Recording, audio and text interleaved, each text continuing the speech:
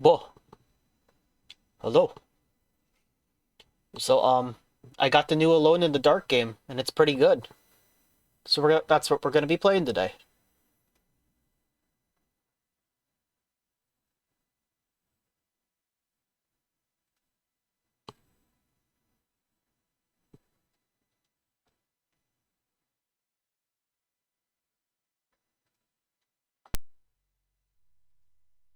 Oh, oh, oh, oh.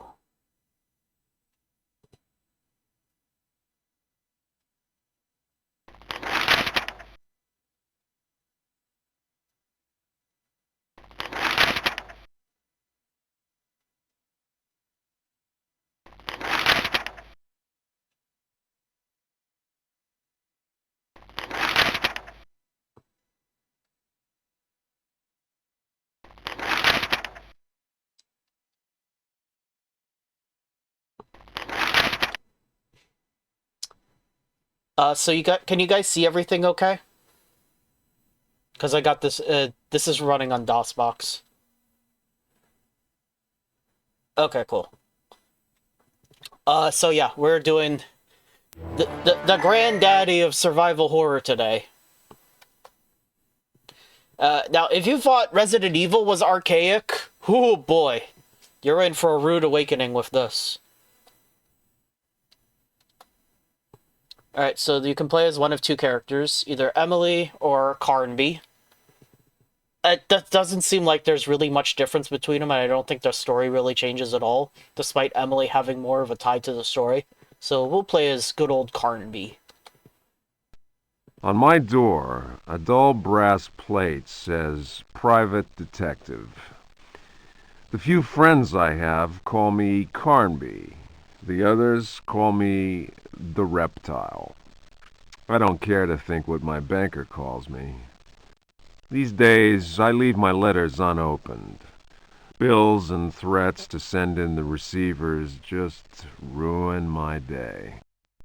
When an antique dealer called Gloria Allen contacted me, I slipped into my best shirt, holstered my .38, and got to her shop as fast as I could. I was expecting something sordid. Blackmail, probably. Boy, was I wrong. What I was asked to do was visit a property called Decerto and find a piano in the loft. It was an old piano with secret drawers. The kind people who buy stuff in antique stores go crazy over. The Decerto house is supposed to be piled high with classy junk. Furniture, books, paintings. It looked like whoever owned Decerto was about to get cleaned out. I was going to bring up the subject of money when Gloria Allen handed me $150 and a key.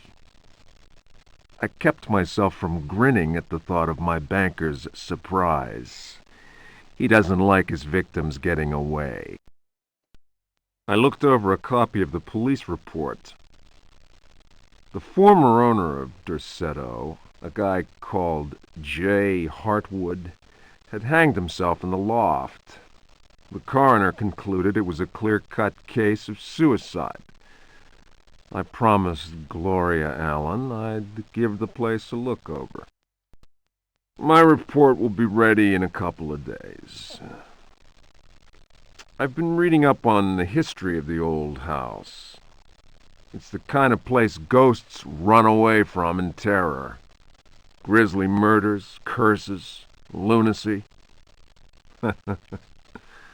Luckily, devil worship makes me smile, so this is my idea of a paid vacation.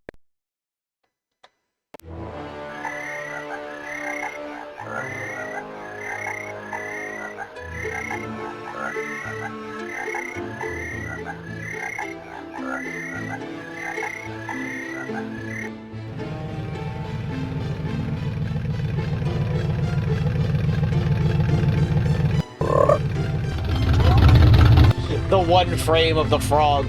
The one frame jump scare.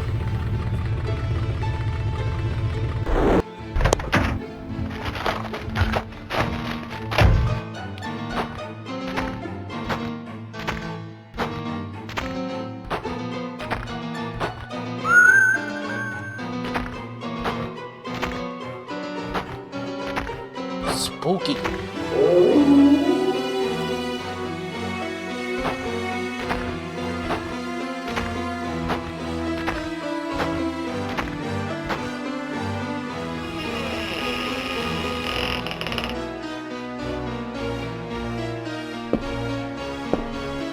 Alone in the Dark got rebooted, yes.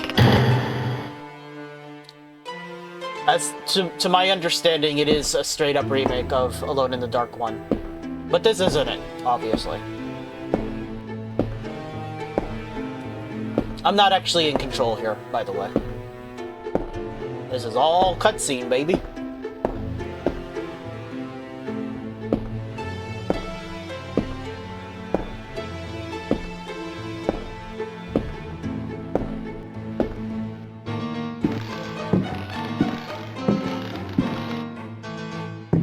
Mind-boggling graphics.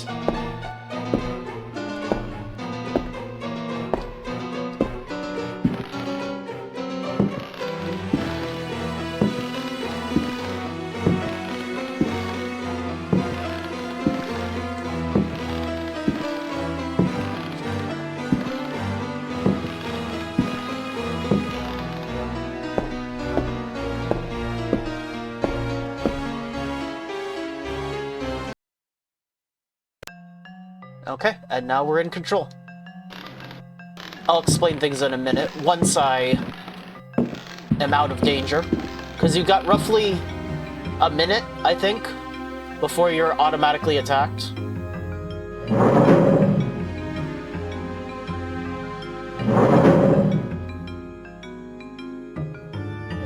So we'll push this over here.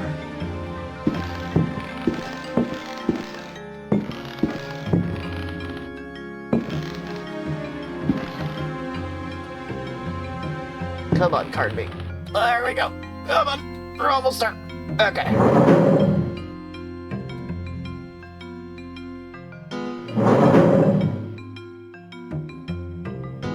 Okay, so you have to cover both the window and this trap door here. Because this place gets invaded about a minute after the game starts.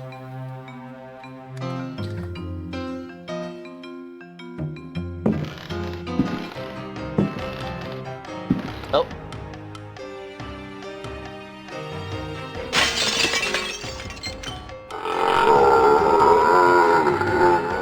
But since we blocked the window, he can't just invade this room.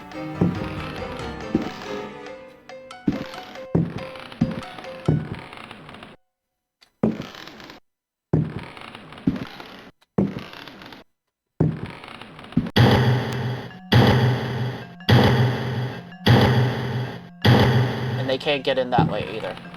Alright, so everything is pretty much controlled. Probably not Zenith. I just wanted to do this in the remake.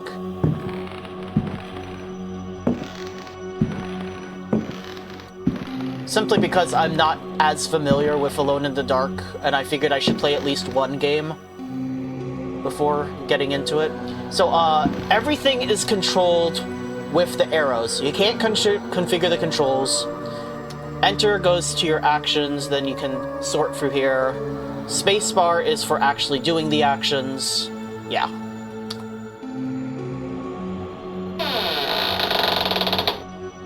A rifle. And to run, you have to double tap the direction you want to run in. But it doesn't always work.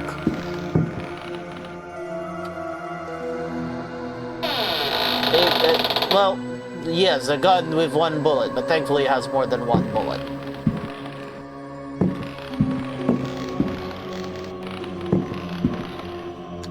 An oil lamp, I'll take that.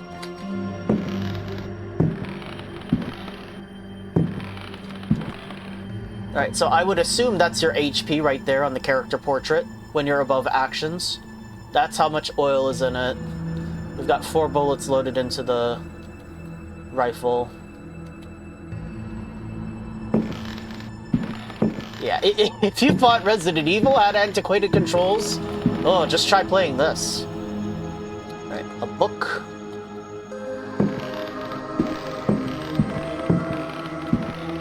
And then we check by the piano.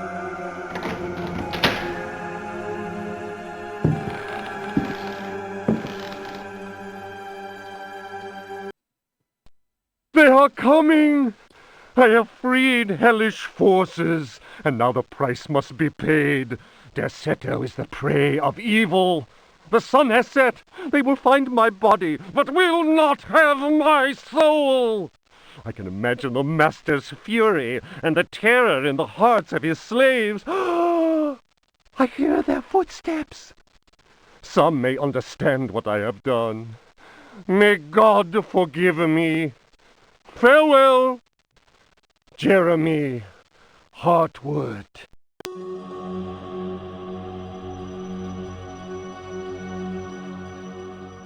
Okay, so we don't need that anymore. We do have a limited inventory, by the way. Fragment of the Myth of the Golden Fleece.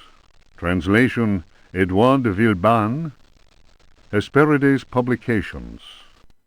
Then Perseus came across Ichios, who had been turned into stone. He spoke to his companions and said, "Beware of the Medusa. He who looks into their eyes is doomed to the same fate as that which befell poor Ichios, and will never more set eyes on Seriphos." "Must we go blindfolded?" asked Emelopes. "Take up your bronze shields and polish them until they flash in the sun," answered Perseus. "Fill your hearts with courage. May Artemis guide us as though we were an arrow from her quiver." But Emelopes was not satisfied. "Why do that, Perseus? Is 3 inches of sharpened metal not enough to destroy these accursed creatures?" Then Perseus drew his sword, which shone and glittered in the sun, and with it he dazzled Emelopes. "Now what can you see?" the companions of Zeus' sons laughed. "Let us set to work, so that our shields may shine like mirrors." Okie dokie. Well, we can get rid of that now.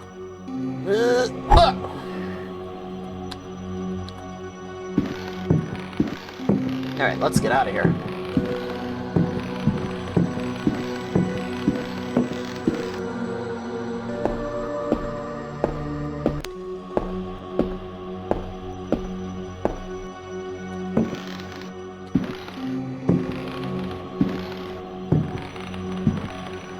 Okay, so we got a bow.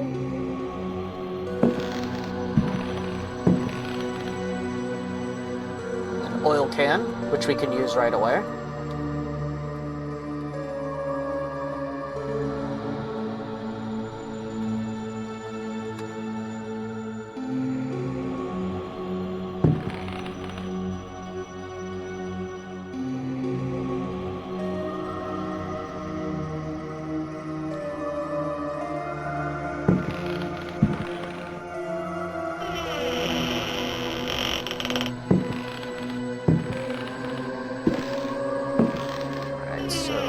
Go in here.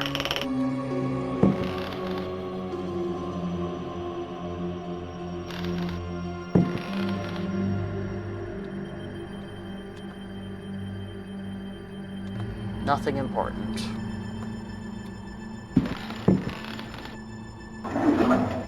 Got ourselves a key.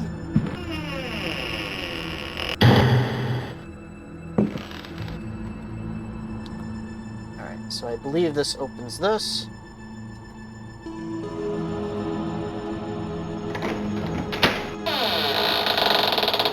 An old cavalry saber. Okay.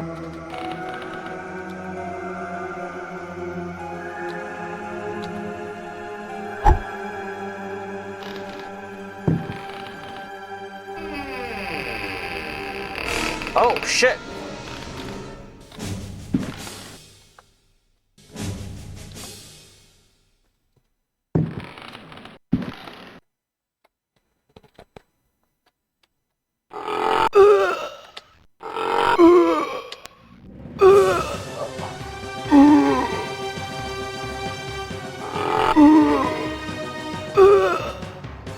Oh,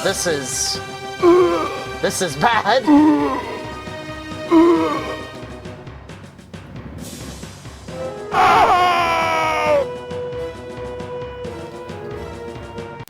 I was probably not in bind mode, no.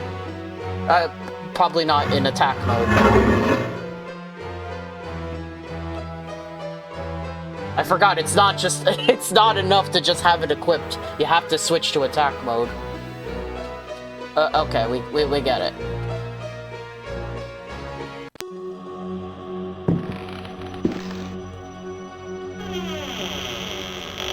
Well, good thing we saved.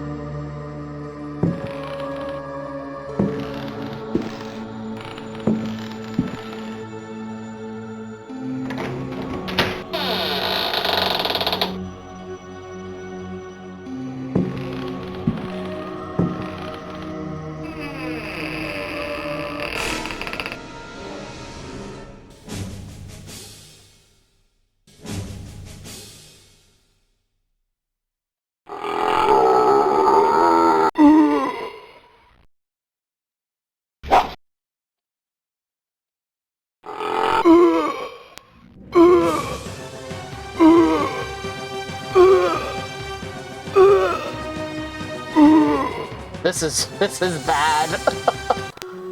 This is so awkward.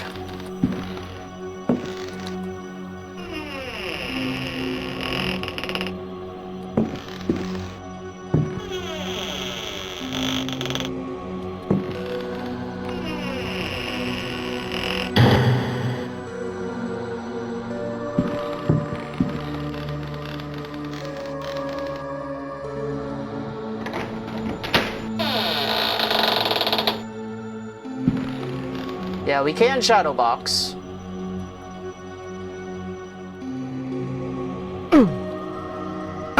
It ain't great, but...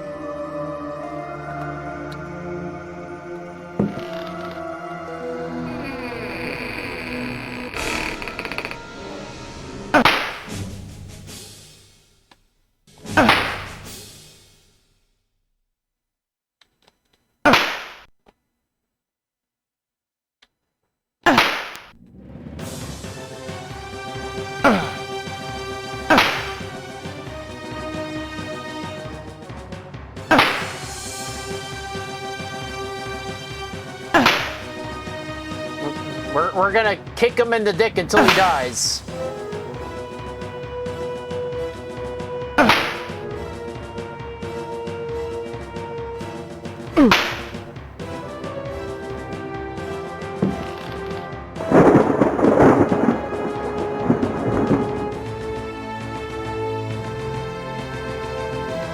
Okay, we survived our first encounter.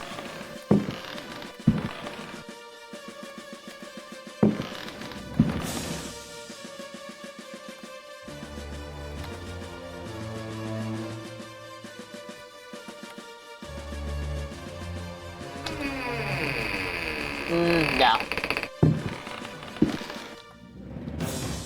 You can stay out there.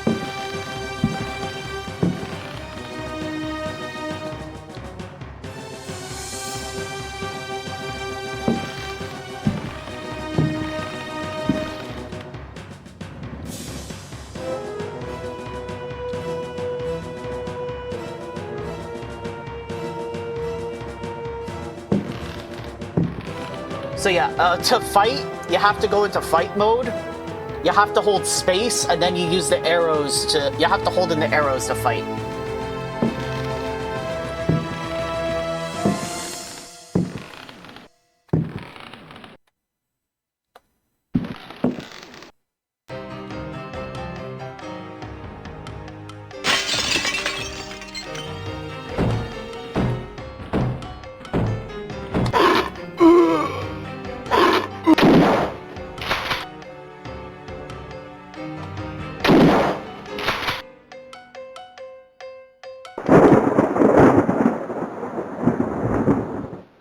Alright, well, we survived.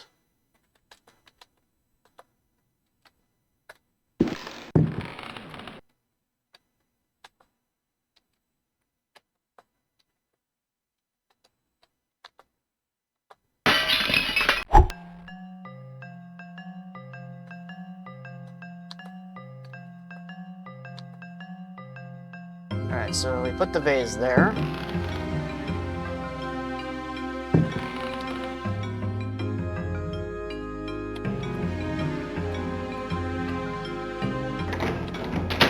And we get 2 small mirrors.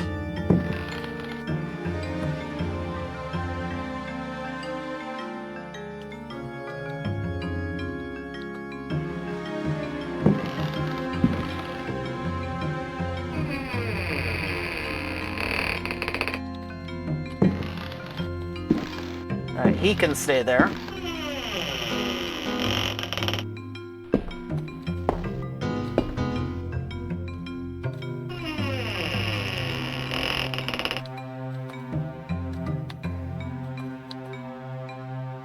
Grab ye flask. Bottoms up. Ah. Oh.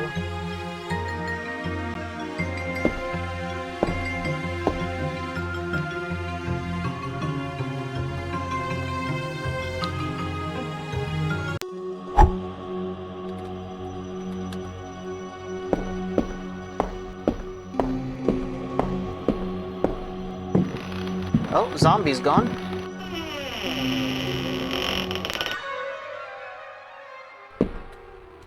Okay, so that book that we read mentioned the mirrors. This is where they come into play.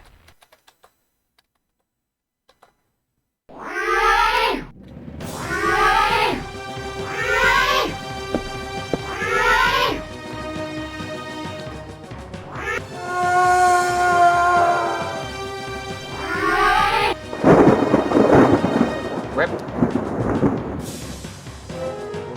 I am gonna save like a madman in this game.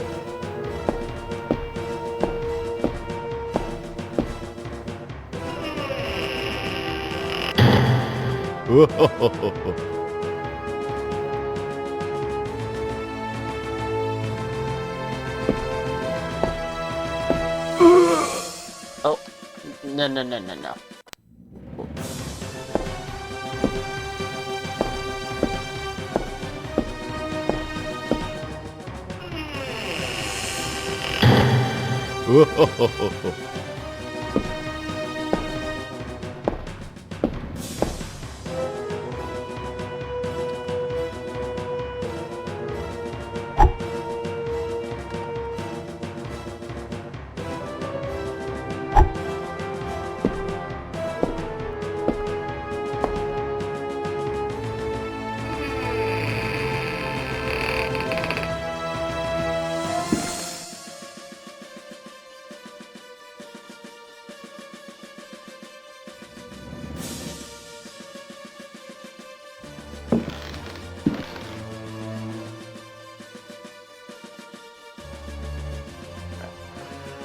Box of cartridges, okay.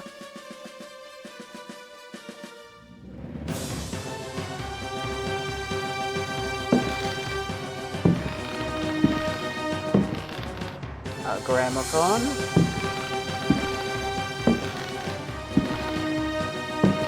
Ooh, a poker and a matchbox.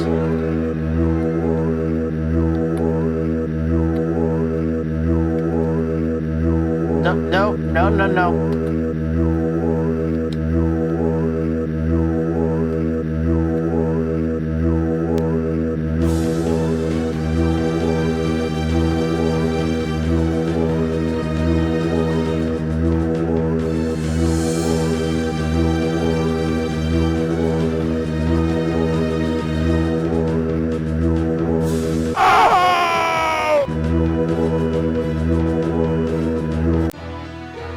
Deaf. That's what it is.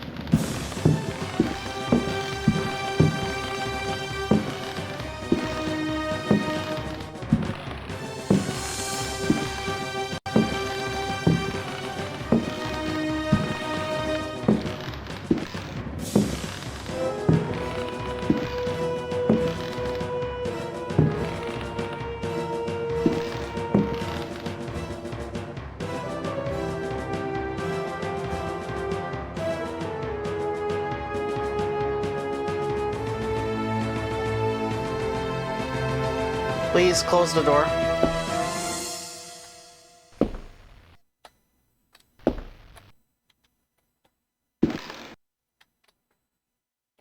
Oh, well, whatever.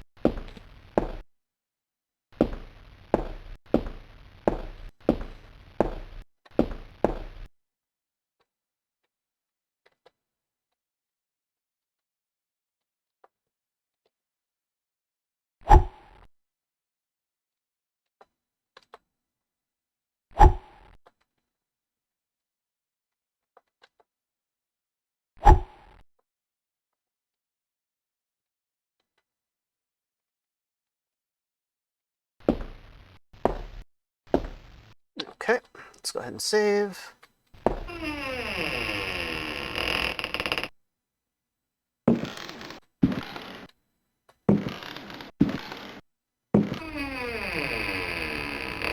Oh, there's a monster in there.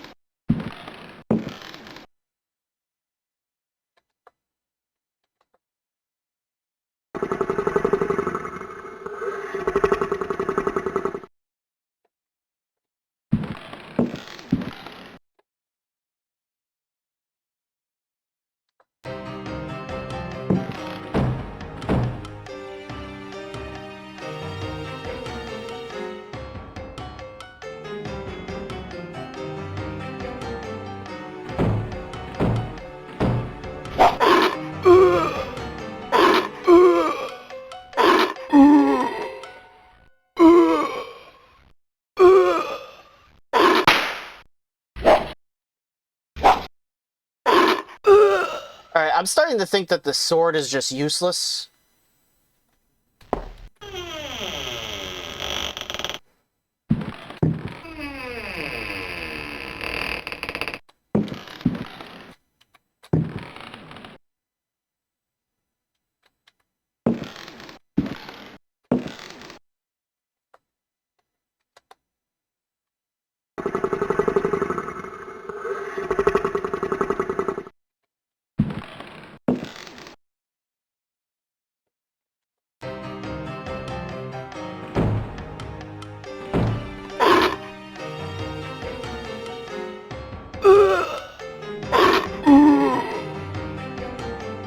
Oh, it's so... having to keep switching to fight mode.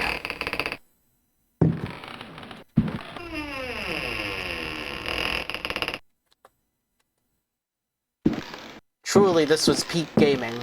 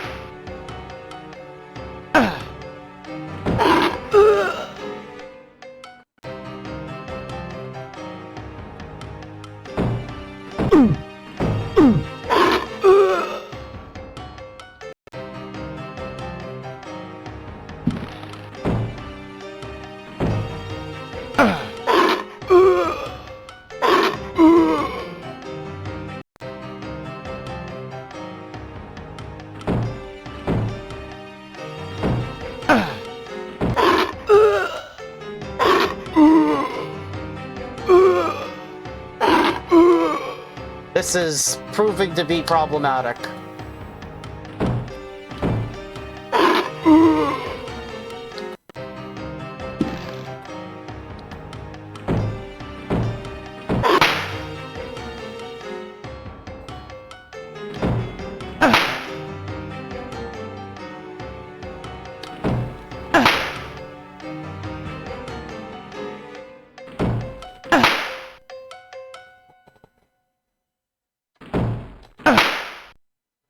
There we go.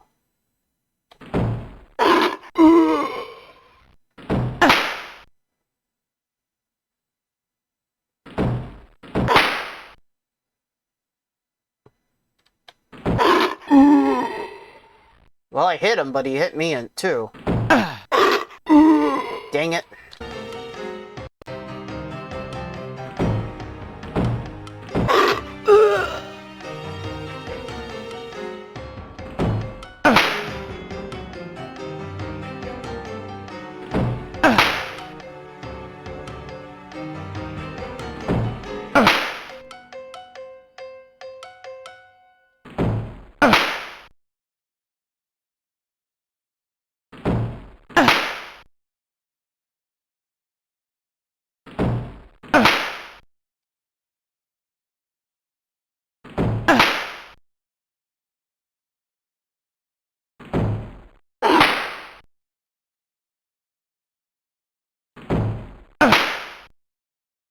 Oof.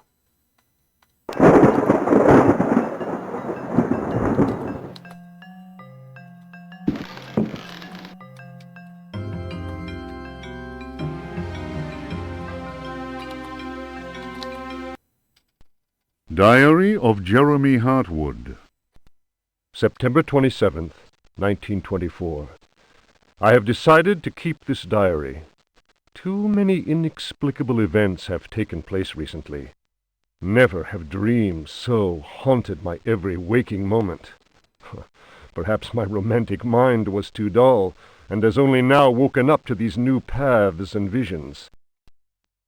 Some, seeing my recent paintings, may question my sanity. I can only ask them, what is sanity? September 28th, 1924. The night is pitch black. I am again drenched in sweat. I was wandering in the dunes, among giant standing stones. They were arranged in a circle, and the wind whistled about them. I plunged my hand into the soil and felt that repulsive thing which was trying to catch me. It seized me. I struggled to break free of its loathsome embrace and managed to tear my hand away. It was covered in sticky substance. I was gripping a knife. October 5th, 1924. The stone circle is a pentacle. Decerto's library is filled with books on the occult. I will study those books until I find some explanation for the dreams. The visions that haunt me must be connected to my discoveries. I shall have to undertake a profound exploration of my dreams. December 16th. Dear God, I have found the knife. It was hidden here, and what I have learned fills me with apprehension. It is a sacrificial dagger belonging to some unholy cult. The thought of that blade tearing through human flesh horrifies me, yet I must continue my research. Decerto is a storehouse of treasures. Was my father right, after all? January 23rd. I spend all my days plunged in dusty books. The servants are convinced I am mad. At night, I awaken them with my screams. The dreams are draining what sanity I still have. I have tried staying awake, but in vain. My visions have changed. No doubt the influence of my father's research. February 7th, 1925. The Dark Man, that is what I call him, has revealed his true face to me. He appeared, as usual, near the fireplace, but this time he approached me. His terrible smile will haunt me to my dying day.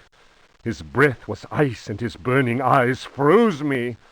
I could not move. I know, as surely as I have ever known anything, that the face I saw, the face that has turned my nights into hellish torture, is the mask of death. March 10th. My exhaustion is beyond description. The endless reading burns my eyes. It seems that pirates frequented the area. Dr. Herbert insists I keep to my bed. I have moved to another bedroom and sleep much better now. The dark man has not gone, however. I know it. He will wait for as long as he must. Unless I, Jeremy Hartwood, can find a way to send him back to whatever hell he comes from. March 11th. My poor knowledge of Greek and Latin is a serious handicap to my reading. I have, nevertheless, made a great step forward. I drew the symbol on the floor. He can no longer go there. I want him to understand that I can do the same thing in my bedroom. I can imagine his rage and frustration. Only last night he found his way back into my dreams. March 13th. The translation will seriously dent what money I have left. I cannot paint. My pictures are clearly the work of a lunatic. The collector Thornhill's embarrassed smile was proof of that.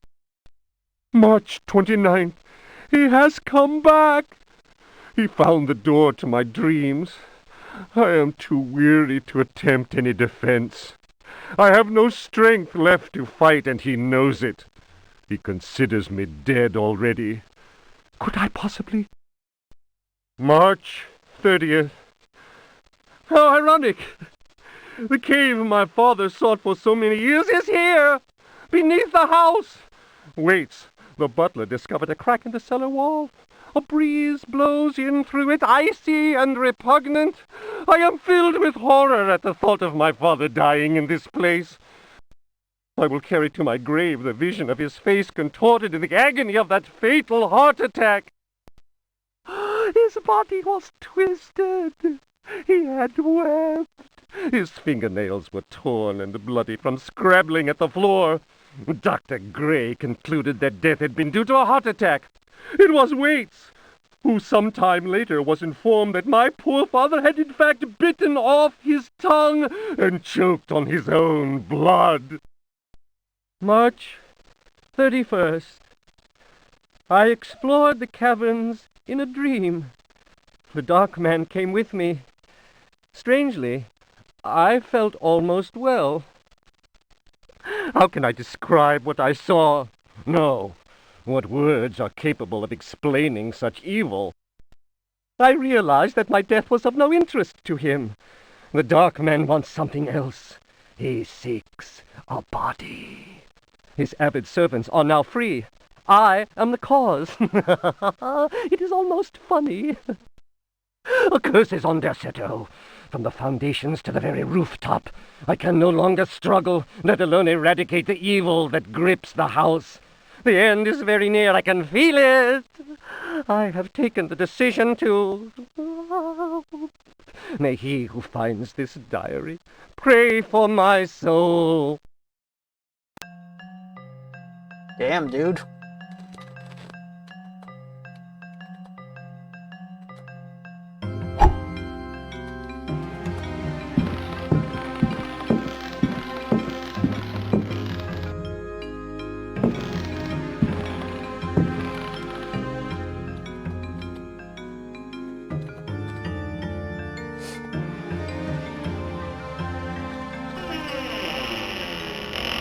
Okay, we're gonna have to be quick here.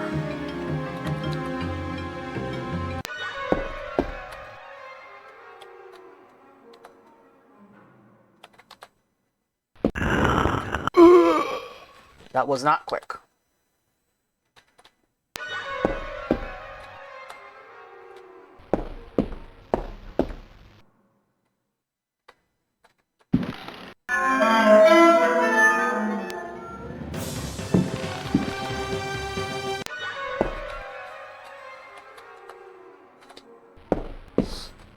No. I just wanted to play the original, that's all.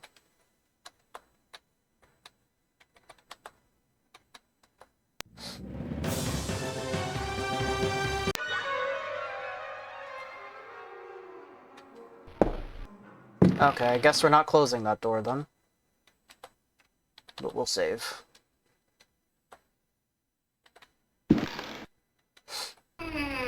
Yeah, I've been hearing pretty good things about it.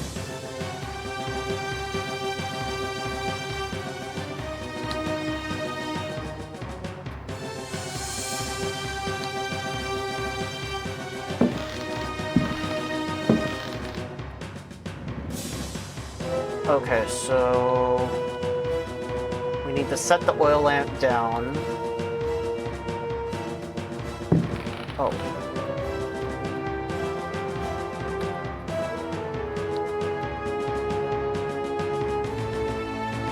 There we go. We'll take the very heavy statuette.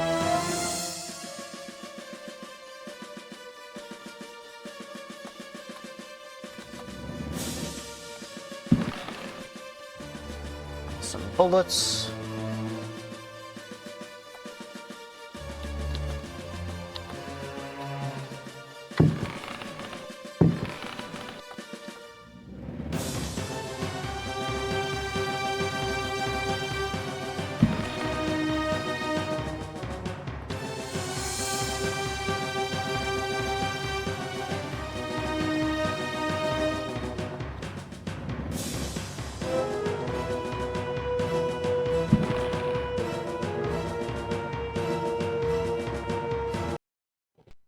A Brightness from Afar by Lord Boleskine, an account of his celebrated voyage to New England, 1824, Alistair Publications, Cambridge. I'm only doing the first game. I do have 1 through 3. And you can get a 30% discount for Alone in the Dark Remake on Green Man Gaming if you really want it. That's what I did, so it made it like 40 bucks. I also chipped in for the original costumes, because I think that would be amusing. Following a splendid journey, the sunny harbour came into sight. The locals were much impressed with one's arrival in their midst. One had time to sketch several of them and notice signs of degeneracy. Some children showed one their queer hands that would inspire uneasiness. Upon the promise of a few coins, a child is undertaken to reveal to one a most prodigious phenomenon of a natural order. One admits to being skeptical as to the prodigiousness of the marvel, whatever it may be. Indeed, one suspects it to be little more than an evening stroll to some charming wooden hut situated in the forest hereabouts. One will none the less go, for it is always well to submit to such local enthusiasms. One admits to being somewhat flabbergasted. The Milky Way shone like the fires of the apocalypse from the inky celestial vault. Certain distant stars, normally invisible to the naked eye, were clearly visible, glittering indeed with a strange intensity. The heavy clouds that had settled above the village had no hold over that place. It would be pointless to offer here the names of the constellations one perceived in utter clarity. Apart from the interminable length of such a list, one might conceivably risk being charged with exaggeration. Oh, you don't want to be charged with that. Goodness gracious. The cross cast its shadow on the ground. The sea in the distance was dead calm. Tonight, one will return to that spot and draw those stars. Tomorrow night, one will at last see Halley's comet in all its brilliance. The youngster will carry torches, despite one's developed sense of direction.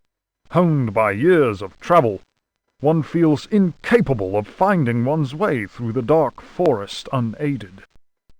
The drawings will, one is convinced, set light to the souls of men. Such a moon! One lost count of the craters, so sharply was their definition. Loath as one is to seem excessive in one's appraisal, one cannot but feel that the forest clearing is indeed a place outside the common laws of time and space. Surely it is not an hallucination.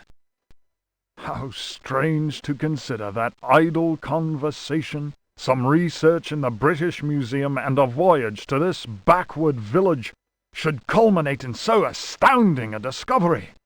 It may be that others have noticed the extraordinary nature of that place. How else could one explain the presence of that cross?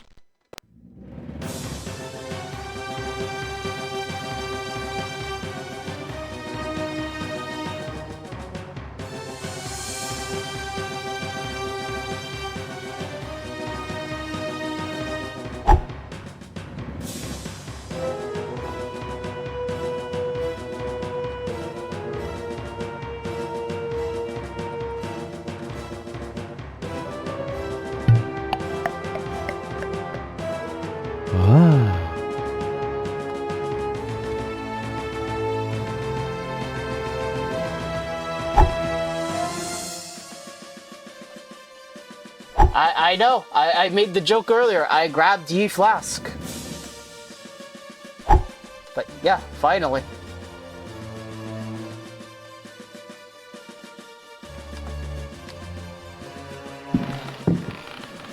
Okay. Let's go ahead and save.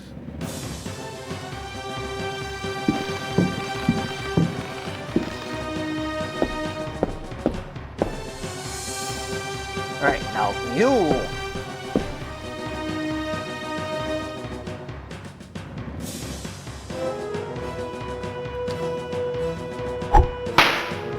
Smack!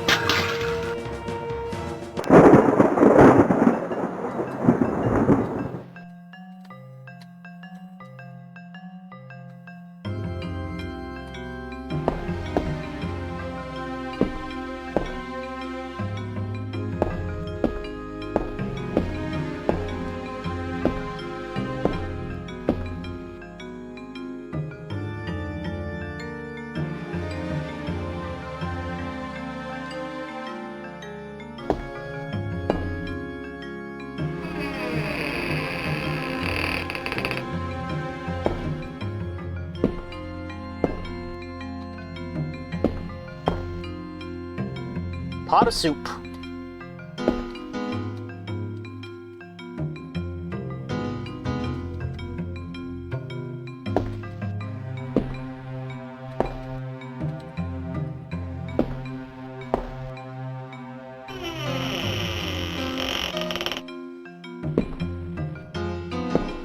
Alright, a key.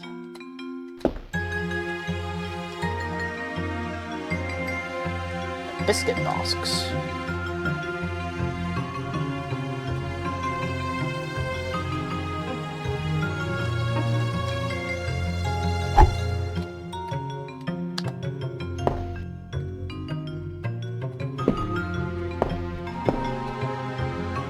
Okay, there's a knife there, but I think we want to leave it.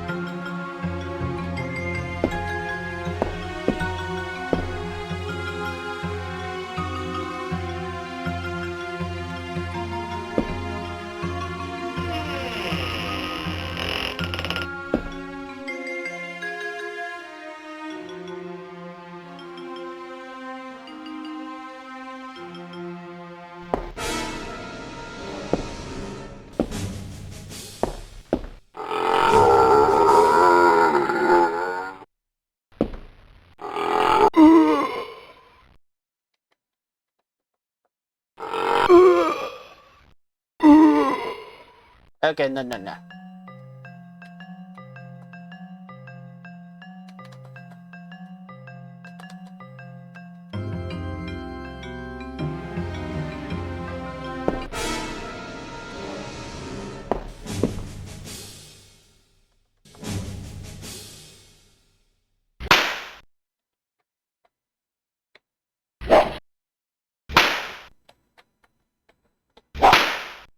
Gotcha.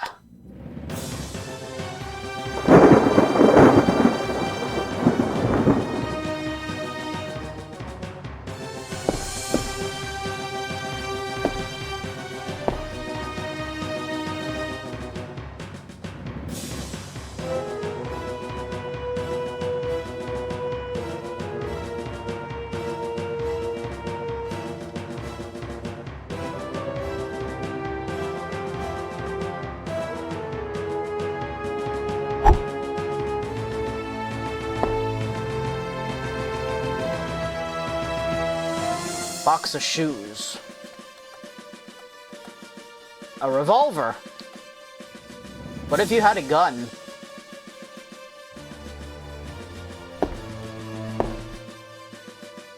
It's full of water. So we want to fill up the jug. Alright.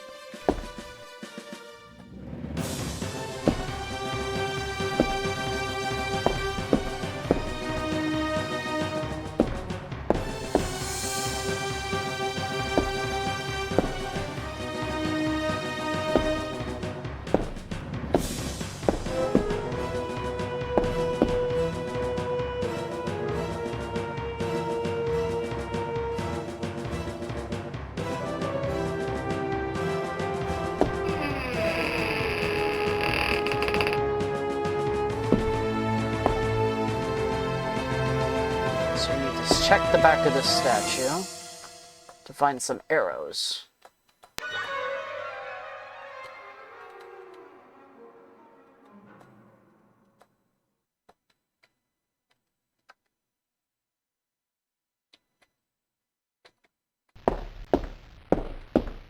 Spiders!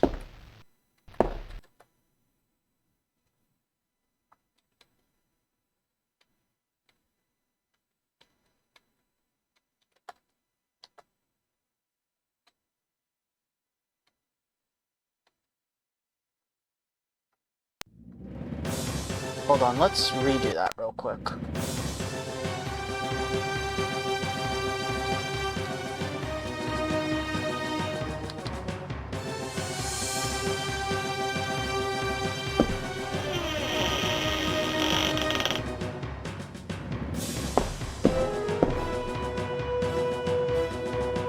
So that we can take all of these arrows. I don't think there are any more arrows in the whole game, so...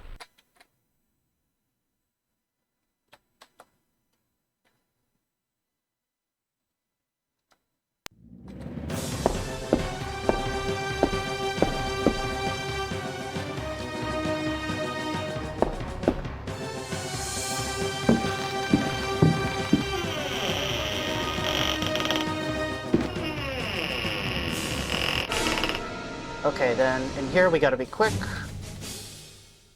We're gonna place the pot of soup on the table. Not throw it. There.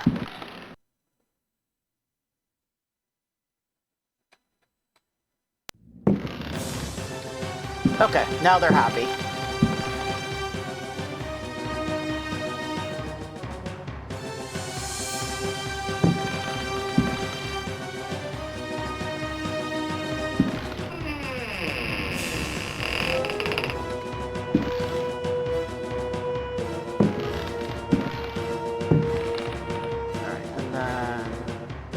Use the water jug.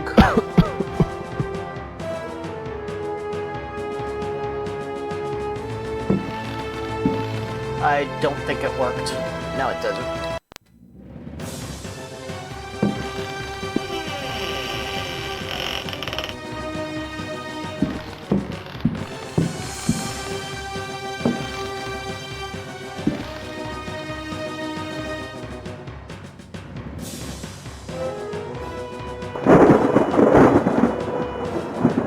There we go.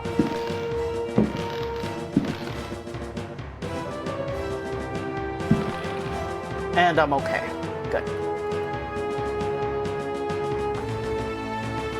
Alright, so we got a lighter.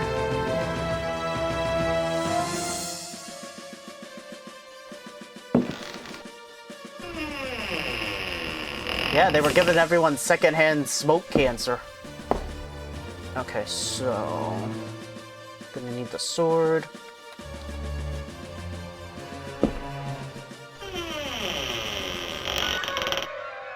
And in here is a pirate.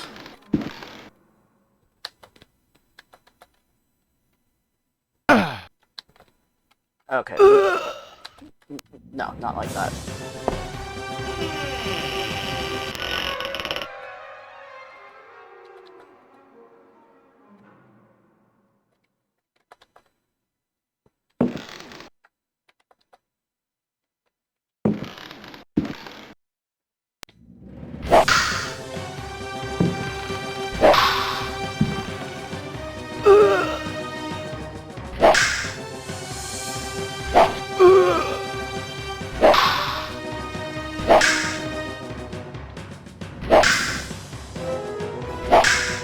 Yeah, let's go, fucker.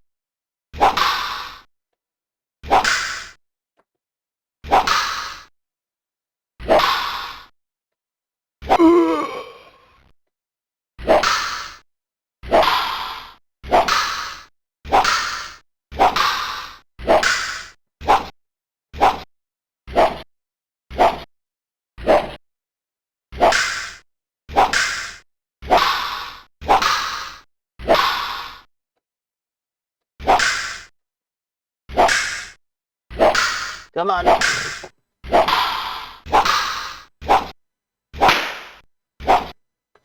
Oh, we got him. Phew.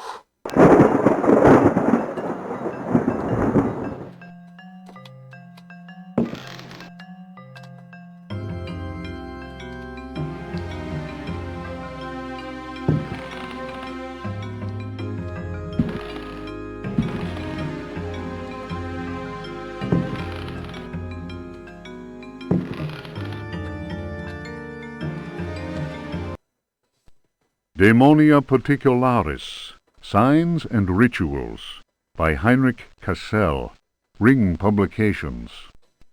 The ritual of invocation demands that the officiant be pure. We have already described the complex operations to be followed in order to call those that sleep in superior dimensions. We shall, for the present, limit ourselves to the sign of mutual recognition used amongst their number by adepts of the cult of the Old Ones.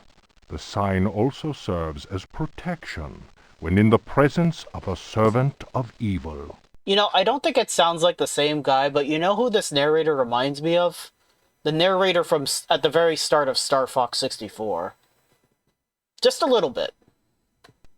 The sign resembles a blessing, save that the first and little fingers are both folded beneath the thumb, whilst the second and third fingers are held up. It would appear that this sign has no effect on adepts of a certain rank with knowledge of particular secrets contained in the corpus demonicus. The use of such signs is not without considerable risk to the user during any attempt to call upon those from without.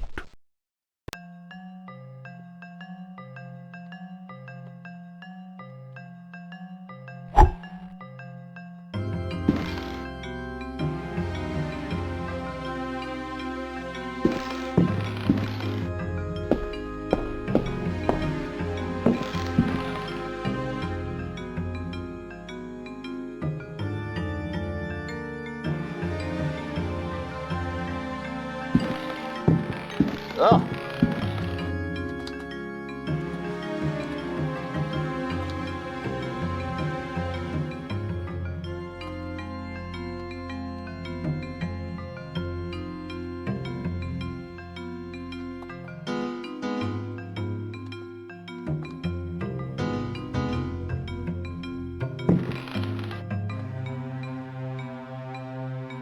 Do I not have the right key?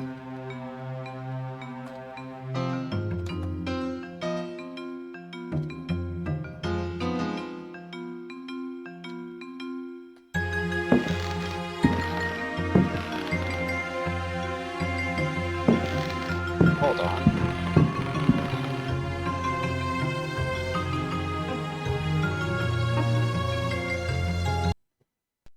Memories, by Alistair Boleskine. Printed in London, A. Machin, editor, 1833. It was during a conversation with G that one first heard of the New England fishing village of I. The area was apparently the ideal place from which to witness unusual phenomena in space. The quality of the air, along with the conjunction of several favorable factors, made one impatient to get started. Having gleaned what information one could from the British Museum, one set off with all haste. One's work on space and comets in particular had met with a warm response, and one thought it judicious to include several original sketches of the phenomenon, sketches which one felt were sure to arouse a great deal of keen interest in the scientific circles of 1834.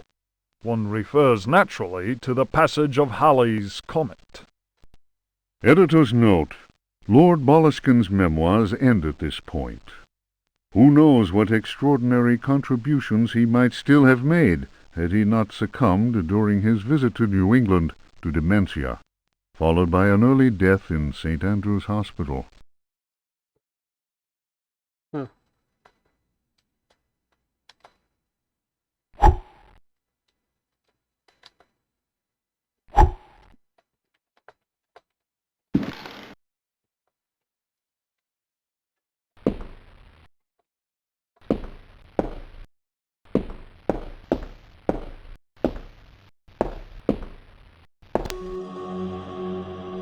Okay, so this is the door that we can open, I think.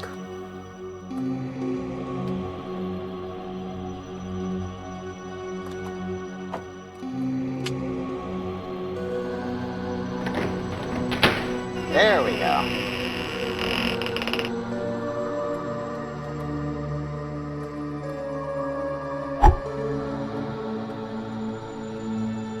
I don't think... Oh, hold on. No, we need that key.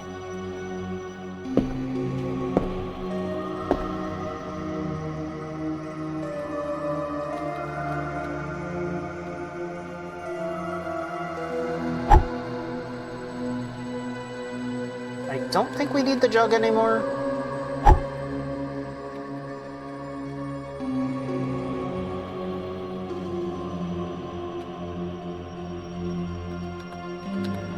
Alright.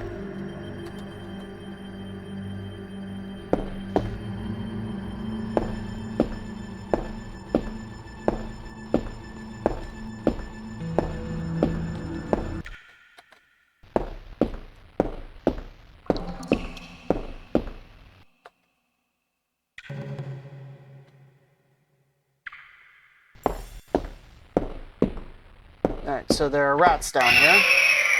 Vicious rats, I might add.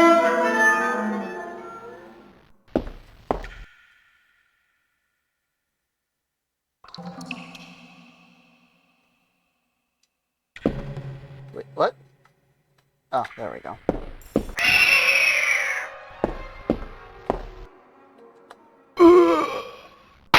Oops. Wow, that killed me. That's funny.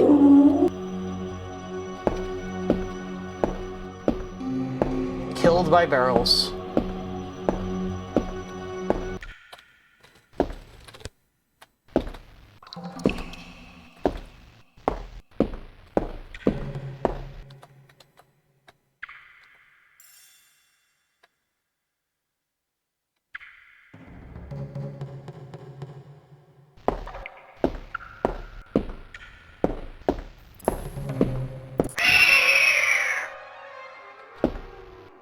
Alright, so let's take the block from this angle.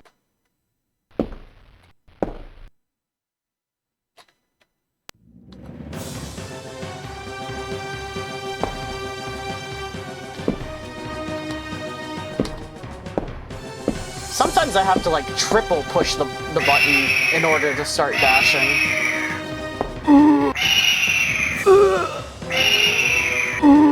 Okay, no. We're not getting eaten to death by rats.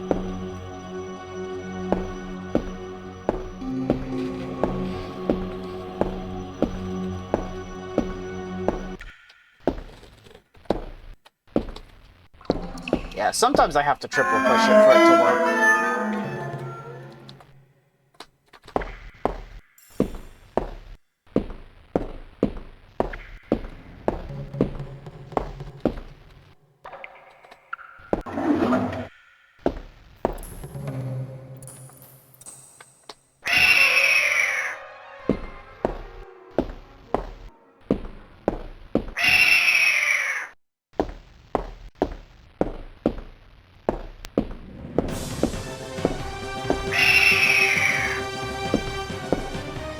Let's get the hell out of here.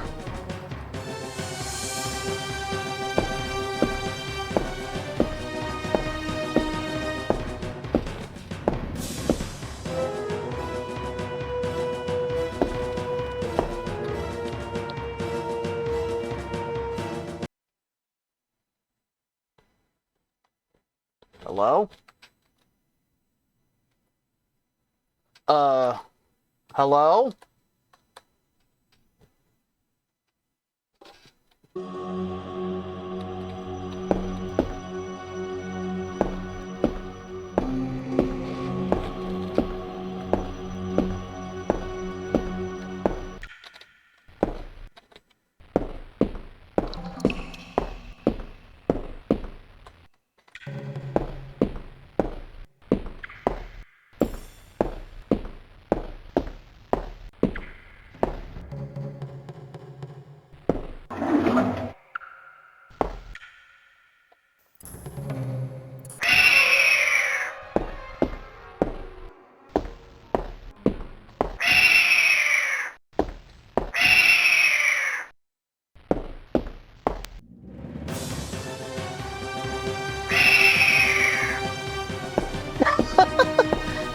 rat just hit that one?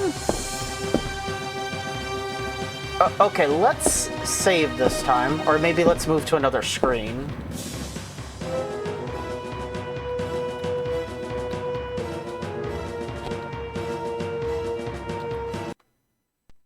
The trial of Captain Prext, as reported by his faithful companion Elisha Smith, known amongst his fraternity by the awful name of Captain Ellie Hell. Transcribed from the log found aboard the wreck of the frigate Astarte by H. Hartwood. "By all the devils!" roared Prext, glaring at William, the judge. "Curse it, Will! It'll take much more than every cannon in the blasted navy to make me change me mind. You're the greatest blackguard that ever joined our fraternity. Am I not Prext, captain of the Astarte, and bloodiest villain in all the seven seas? Bloody Ezek, they call me. And you think I'll tell you where I hid my treasure?" The tribunal of the Corsairs' fraternity murmured at this. Prext was indeed all he claimed. The judge, One-Eyed William, slammed his fist on the table, and silence was restored. "Shut your mouth, Prext! You didn't pay the fraternity its rightful share, and that means only one thing. You'll hang by the neck from a yardarm, you scurvy cur!" Arr, ya scurvy cur. "Here's the rope twisted by Satan himself. You threaten me, Will. Many a man better than yourself has lived to regret holding a cutlass in my face. You'll be begging for mercy, mark my words." That shook One-Eyed William, and no mistake. Danny waved his hook in the air and shouted, "Prext was always a loudmouth. The law says we hang him." The jurors took up the cry, "Hang him!" It was Pregst's turn to slam his fist on the table. He threw back his head and roared with laughter. "You fools! You want to kill what will never die? Try it!" Once more, the assembled Corsairs murmured. There was unease in the air. They remembered what happened to Chuck, the gizzard slitter, the man who opened his mouth once too often. It was night, and a bitter wind whipped the New England coast. Snug inside the Dead Horse Inn, one of the Astarte's men was talking. His name was Chuck, and his subject was black magic. He told stories of human sacrifices, voodoo rites, and zombies. He told a tale of a time when their luck was down and they were holed up in a Florida swamp. Prext went missing. When he returned, he shouted, "'Tis the devil that guides us now, me hearties!" Whether that was true or not, the Astarte began taking loot after juicy loot. The favorite song of the Astarte's men, "Crash the Bones," was replaced by a new one. "A skull, go to port, saber, to starboard. Pass over that will, and with death you'll deal. If you cut a rope, cut the right, I hope, or then, I don't mind, the death you will find." The next day, as you may have guessed, Chuck's body was found with a dagger plunged between his shoulder blades. Chuck's face was fixed in a ghastly grin. Molten lead had been poured down his throat. Whatever way things happened next, and I don't have the details, Prext was with us again, and we set sail for Florida. We anchored the frigate not far from New Orleans. Taking a few trusted companions with him, Prext set off into the swamp. They carried large wooden chests with them. 2 days later, we heard shots being fired and screams. Prext arrived soon after that and claimed they'd been attacked by alligators. He alone managed to escape with his life. He went on to say that the time had come to share out the spoils of our many loots. I was given command of the Astarte, while Prext handed 3 chests over to the crew. The chests were full of gold and precious gemstones. The rum flowed that night, and the stars shone bright. All at once, I noticed a tall man dressed in black. Pregged introduced him to me. "Here's a hearty mate. You can call him Keith. Many a tale he could tell." Pregged laughed loudly and held up a roll of parchment. "And his hideout, none better." The parchment fell to the ground, partly unrolling. I noticed what seemed to be a map of underground tunnels, a veritable maze of caverns. Pregged continued, "I'm giving up the pirate's life. The estate is in your hands now, my lad. She's a fine ship, and my reputation goes with her. Should any man call me coward, then break his head for me. I'm leaving you only because I found a treasure more precious than the purest of gold." Keith spoke to him then. "It is midnight. They are ready, and we must go." The stranger turned his cold eyes on me and said in a soft, chilling voice, "Sometimes Pregged talks too much. Forget what he just said, and maybe you'll live." The fellow's words froze the marrow in my bones, and it was all I could do to mumble, "I'll not breathe a word." The canoe slid away into the night. Their torches disappeared in the distance of the swamp. My snoring companions didn't hear the insidious rhythm of far-off drums. Pregged, huh?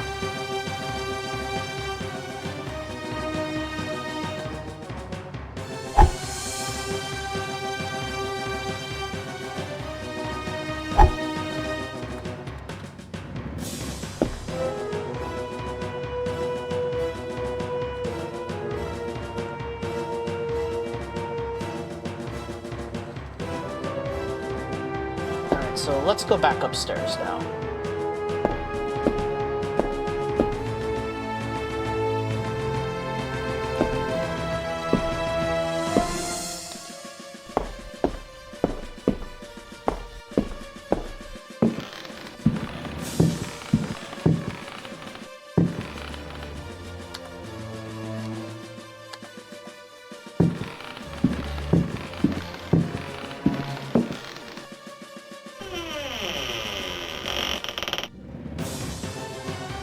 Alright, I'll be right back.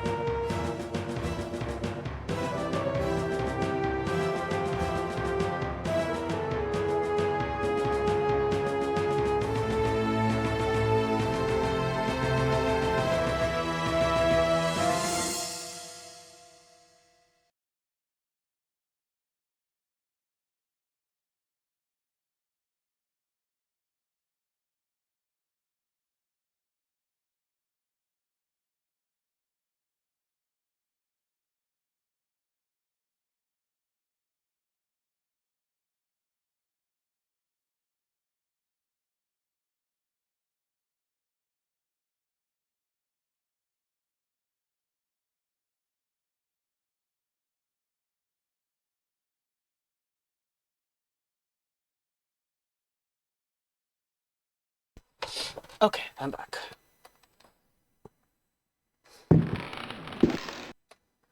Okay, so here's where the Indian cover actually comes into play. That we got at the very start of the game. We need to cover this painting. If you don't, it comes to life and attacks you. And this might require a couple tries.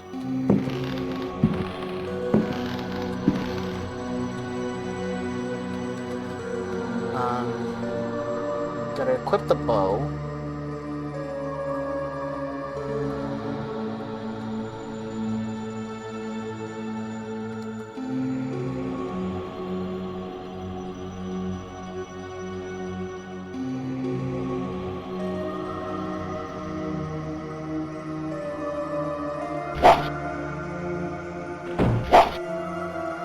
No, that's not it.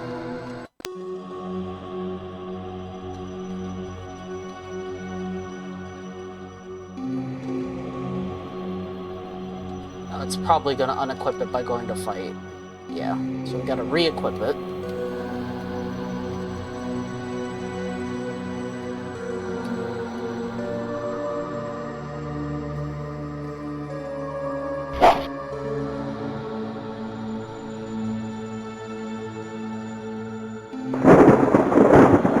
Okay, I think that did it.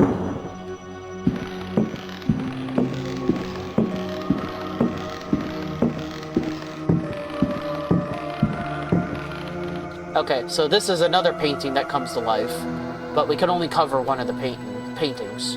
The only way to defeat these things is with a bow and arrow, and you get a very limited amount of arrows.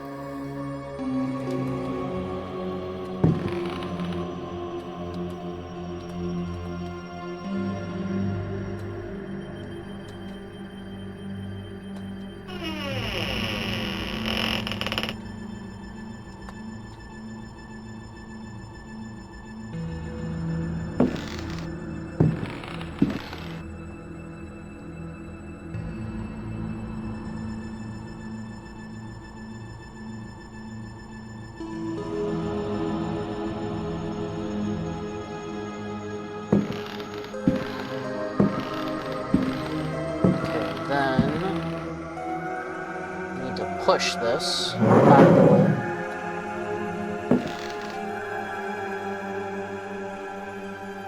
There's another key and a parchment.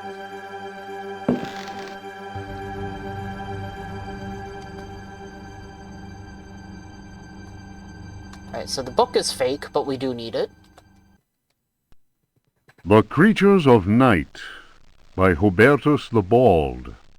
Translated from Latin by his brother in prayer, Fratre Johann Marcus. Why are you so bald? Of monstrosity. You who read me know that night engenders monsters, and that night creatures exist.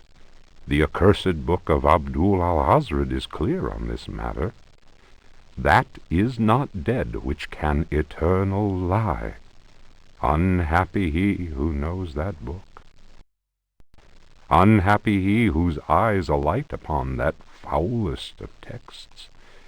Unhappy he who implores the standing stones, for he will free the powers of darkness. Of the pit. Stagnant waters are like the memory of men. Beneath the surface calm, clawed beasts await, and are known to initiates as the Deep Ones. Awaiting his prey, the Deep One seizes him and drags him down to the abyss, where Dagon, the cruel god, swims and reveres him whose name may not be pronounced. Of libraries. Unhappy he who frees the prowler. Unhappy he who meets the prowler erring among the books. He generates the vagabond that comes from other spheres.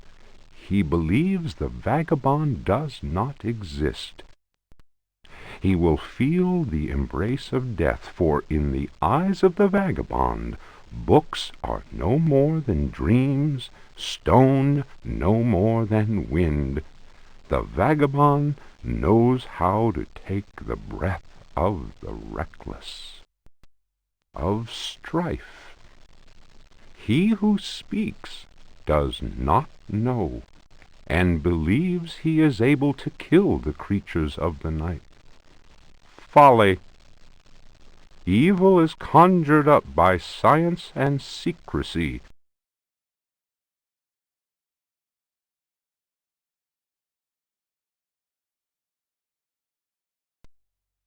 He who prowls among books will perish by the blade.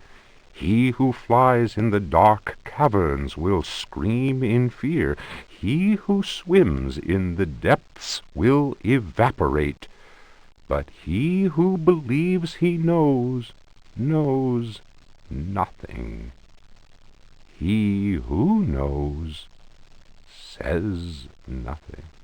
That's a pretty good quote. He who believes he knows nothing, and he who knows says nothing. Of death. There are domains more terrible than death. That is not dead which can eternal lie. Each creature is conjured up and is not dead, but returns to the origins. A monster, a science. Steel kills the vagabond who never dies. Translator's note. Here ends the manuscript of Hubertus, who died in the library of the convent of Teruel in the year of our Lord 1666. Requiescat in pace. Requiescat in pace. That's an ominous year to die on, after writing all that. Year 1666.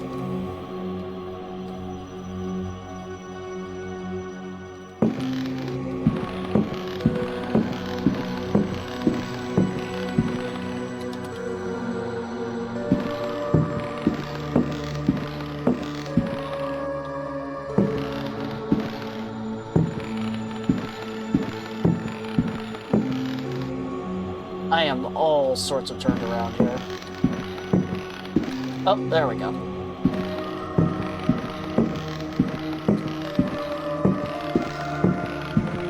This is a pretty damn cool hallway.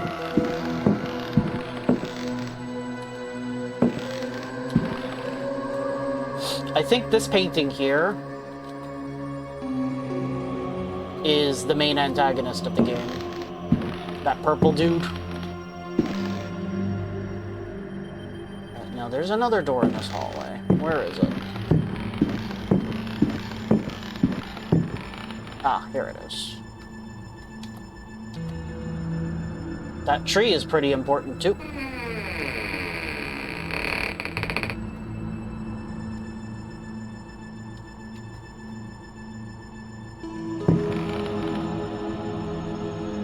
Okay, so we need to set this down.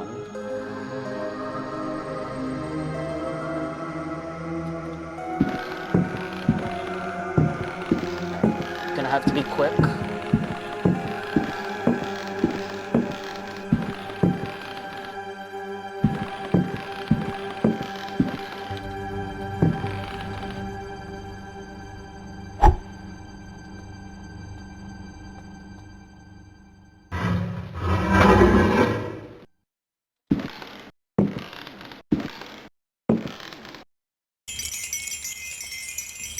Hello, secret room.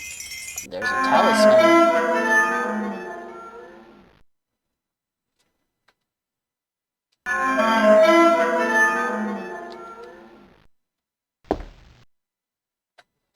Alright, so we want to take this wavy dagger. We don't want that one. We don't want that one. We want the parchment, both parchments, that book, and leave that one.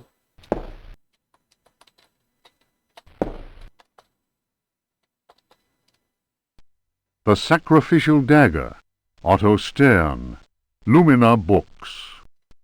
The importance placed on ritual sacrifice is constant in religious cult practice. Propitiating the gods is a theme common to many religions. The Old Testament affords many examples. Primitive polytheistic belief systems integrate sacrifice in their rituals as part of the recurrent process of reaffirmation and, naturally enough, group cohesion. The members of their social and religious community come together in an act of purification and atonement.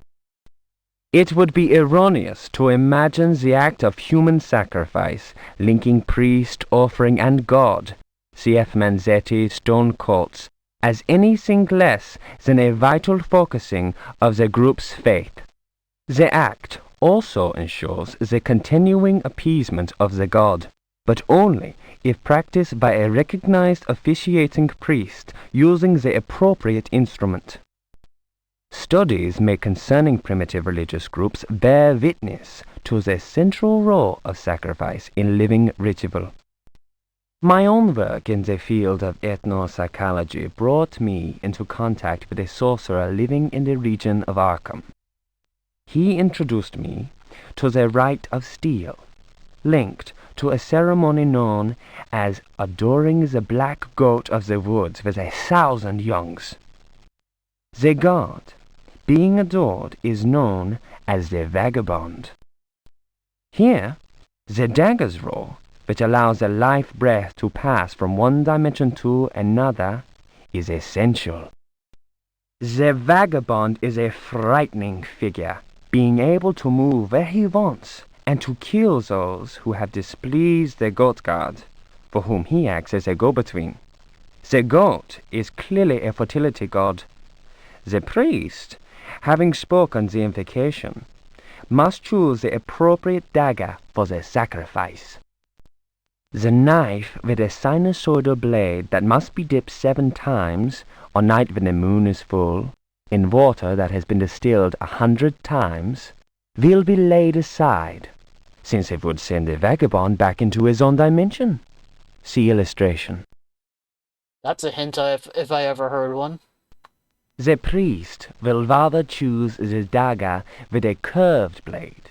That is more appropriate for slitting of the lamb's throat. This act transfigures the sorcerer priest and plunges the assembled worshippers into a divine trance.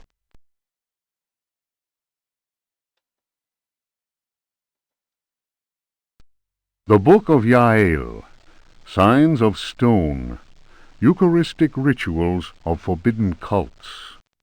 Texts collated by Monsignor Vacher, legate in the Curia of the Vatican. Numerous devilish cults speak of monstrous creatures called the Old Ones. These supernatural beings are believed to be possessed of powers equivalent to those of the gods of antique religions. Adepts of such cults refer to forbidden literature in order to cause these frightful entities to appear before them. Frightful. What serious student of folk myths has not come across the names of Cthulhu and Shub-Niggurath? I beg your pardon? What was that a hard N-word there? What about Yog-Sothoth? Everyone knows Cthulhu, though. Ia Cthulhu Fatagan? It must be said that these creatures wield tremendous power and are difficult to control once they have been unleashed into the world. Those who serve He who goes in shadows protect themselves with signs of stone carved into the walls of houses or engraved on various objects. For those misguided servants of evil, the best protection appears to be that afforded by the sign of the most ancient gods, engraved in Manar stone, a heavy material said to be disagreeable to the touch.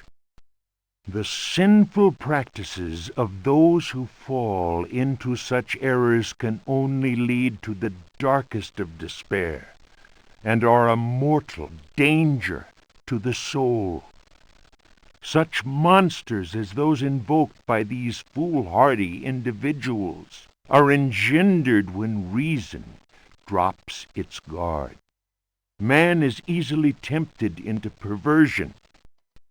It is why we must forever remain alert and renounce Satan with each breath we take.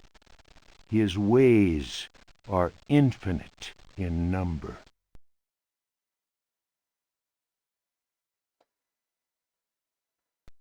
Juan Luis Jorge, De Biblioteca, Reflections on the Power of the Verb in Certain Texts.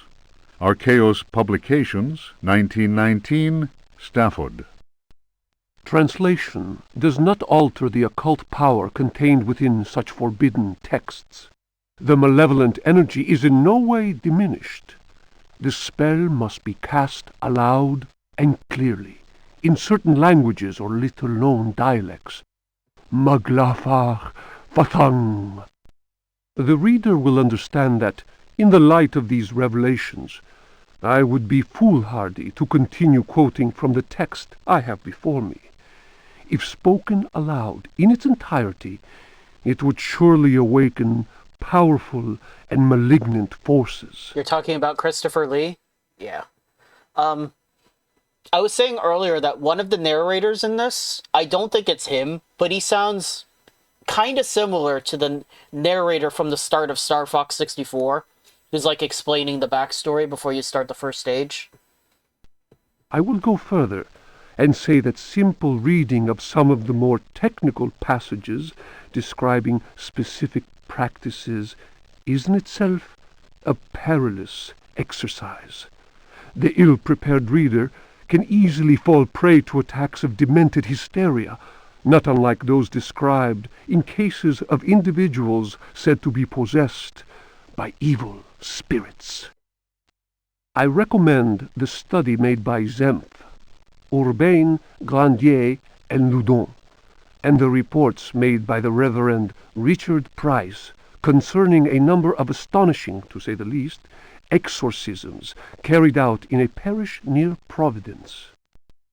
Given what I have written, we must be grateful to the librarians of the British Museum, who have never allowed consultation of the work of Al-Azif's startling work, the infamous Necronomicon.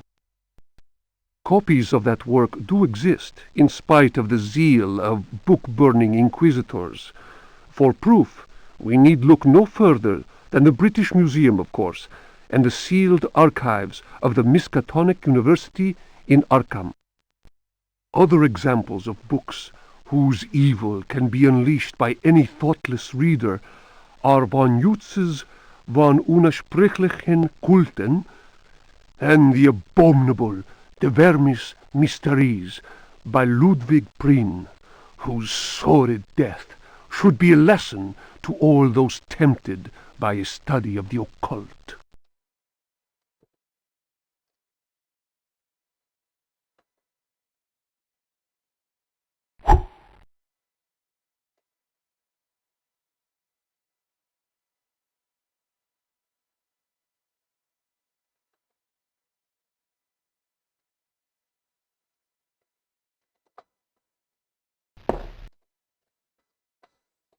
Okay, so let's go ahead and save.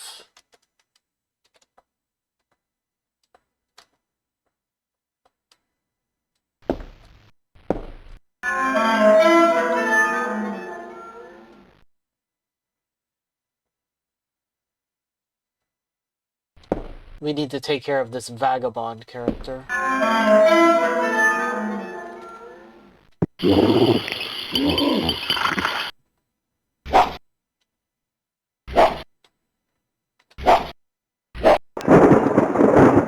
Okay, and he's dead.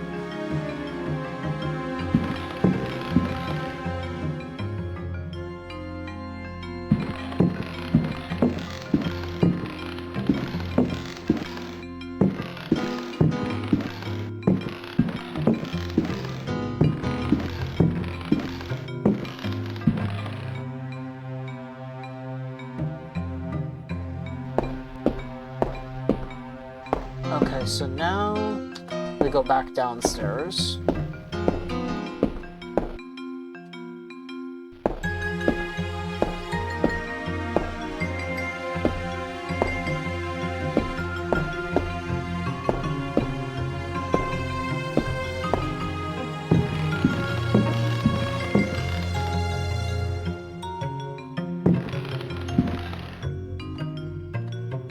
Okay, so now I think we have the key for this double door.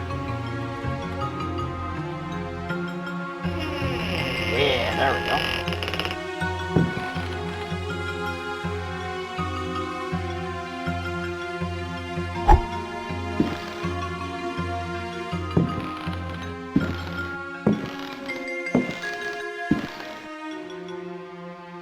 record and a book.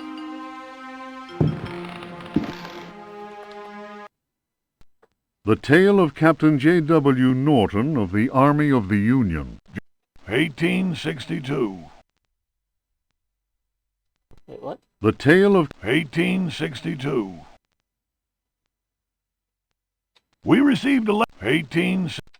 The Tale of Captain J.W. Norton of the Army of the Union.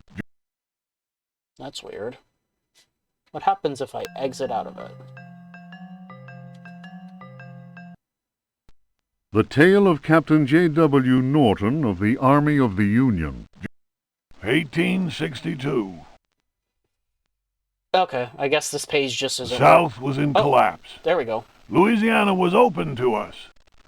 I had each day to requisition victuals for our troops, and was aided in this endeavor by a score of brave men. Rebels were not yet ready to lay down their arms. The region was far from safe. I headed further and further west, and questioned many freed slaves. From them, I learned of a plantation on the coast. Its name was Decerto. We received a less than hearty welcome. Only Pickford, the owner, behaved in a friendly manner. While my men counted cattle and grain reserves, I learned what I could from him. Man was most unusual and possessed an extraordinarily cultured mind. At nightfall, I gave orders for the men to bivouac at Decerto. Pickford invited my second-in-command, Lieutenant Patterson, and myself to dine. And our host proved a most entertaining conversationalist. While coffee was being served, Patterson went to inspect the men's camp. The cigar Pickford offered me was so acrid that my head began to spin. It's talking about the cigar that we doused earlier. I remembered campfire tales of fellow officers trapped by devilish Confederate tricks. My mind floated in a foul and dense fog, from which emerged the enlarged and deformed face of Pickford. He grinned at me. Patterson's return chased off the nightmare. I heard shouts and firing from outside and found the strength to take out my revolver. I fired 3 shots. Pickford fell to the floor. Patterson then helped me out of the burning house. The air was filled with smoke. We resembled a company in disorderly retreat. I saw slaves leaping into the flames of that inferno. They were trying to save Pickford's life. Wow.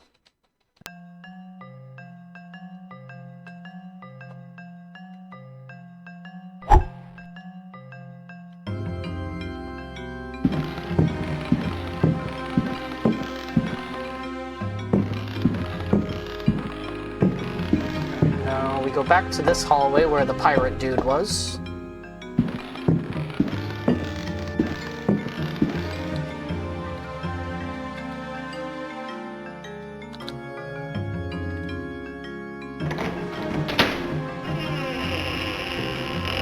Nice.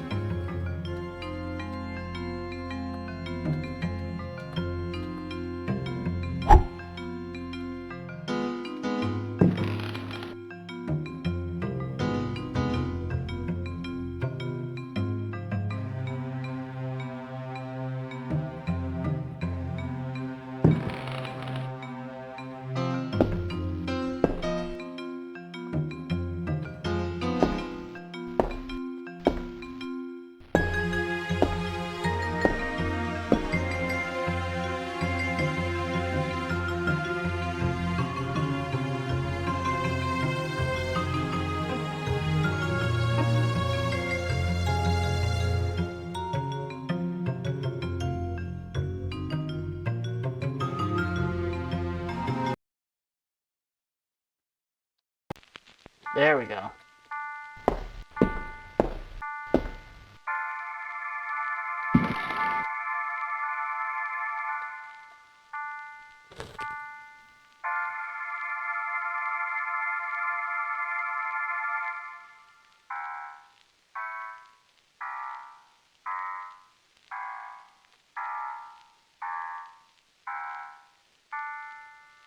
So we do have to be careful here.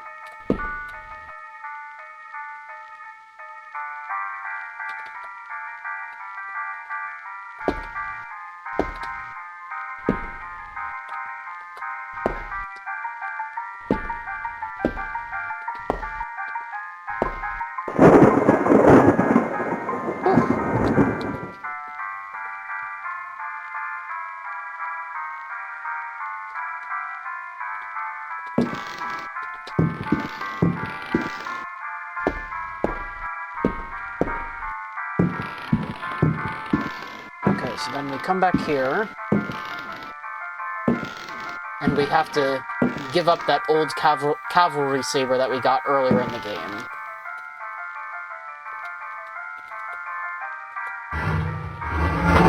Opens a secret passage.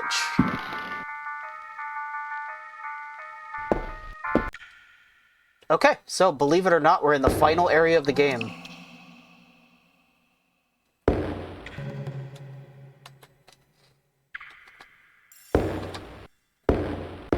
It's Alone in the Dark 1, Razor. It's the grandfather of survival horror games.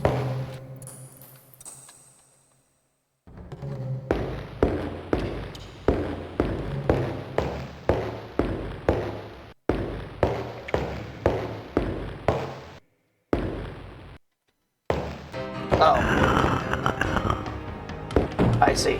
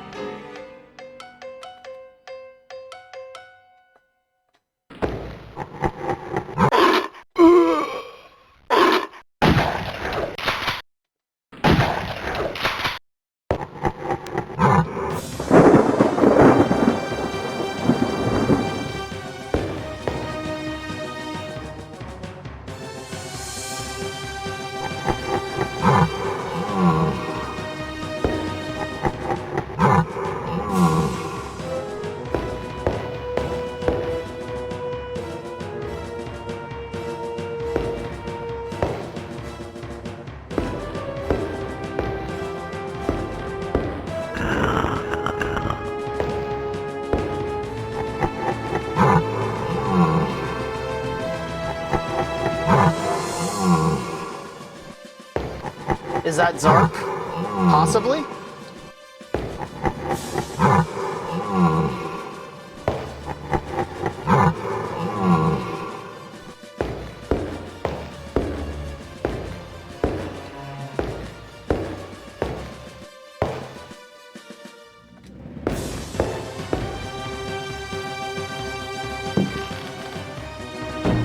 Okay, so I think this whole final area of the game is pretty much the worst part of it.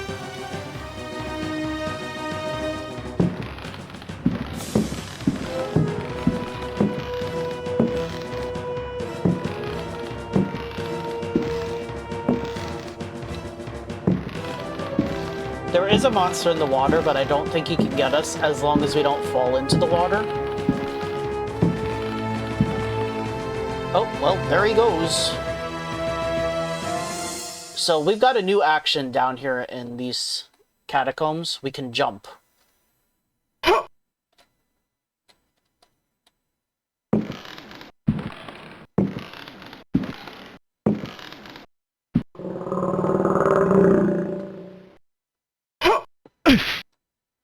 The jumping is, very janky. I'm not gonna lie.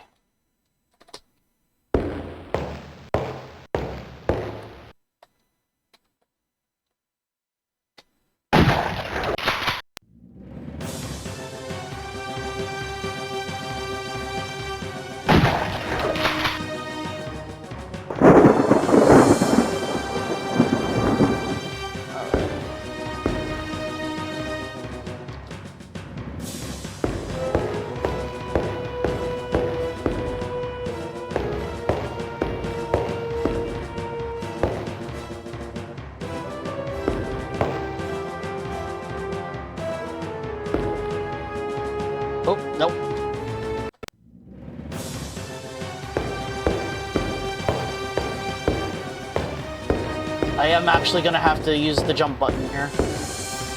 Or jump action, rather.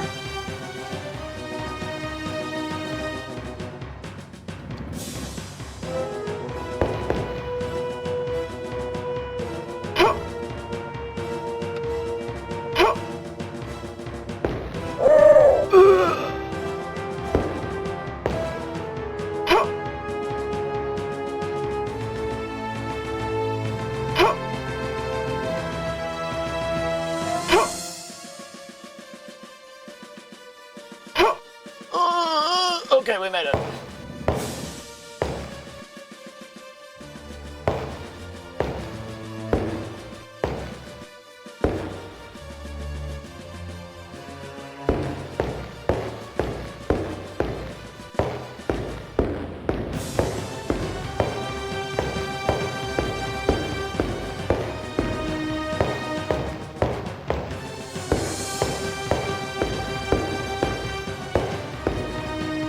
Okay, this part is gonna suck. For sure.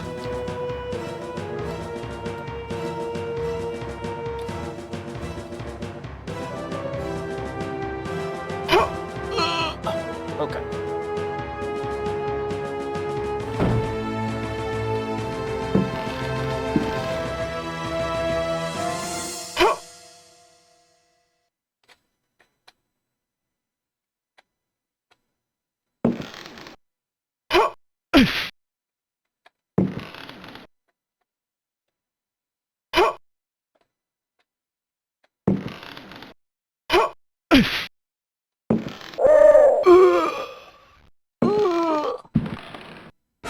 Oh, nope.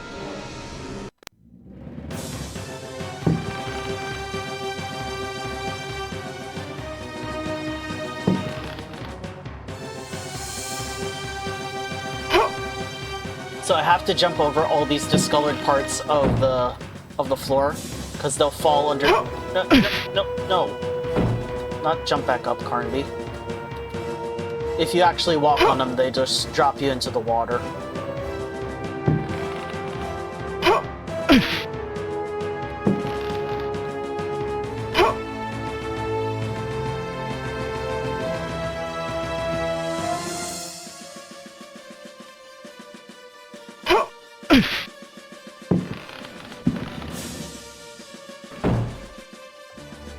Dang it.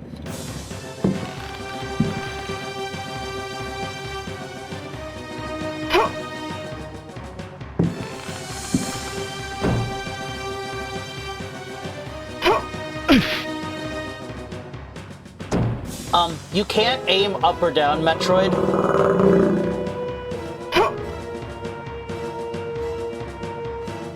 So trying to hit that bat with an already when it's already really hard to hit enemies is probably just not going to happen.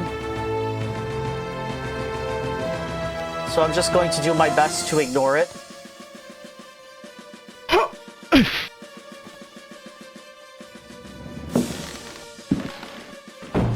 There we go.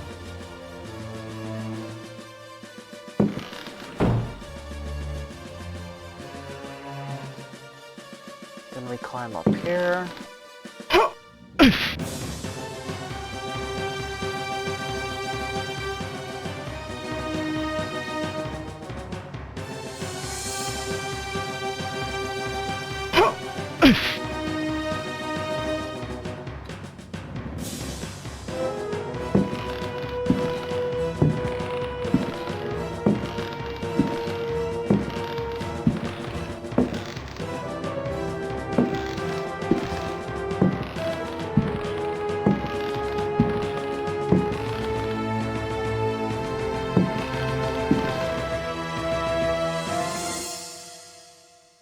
Could I get a camera change, please? Thank you. Okay.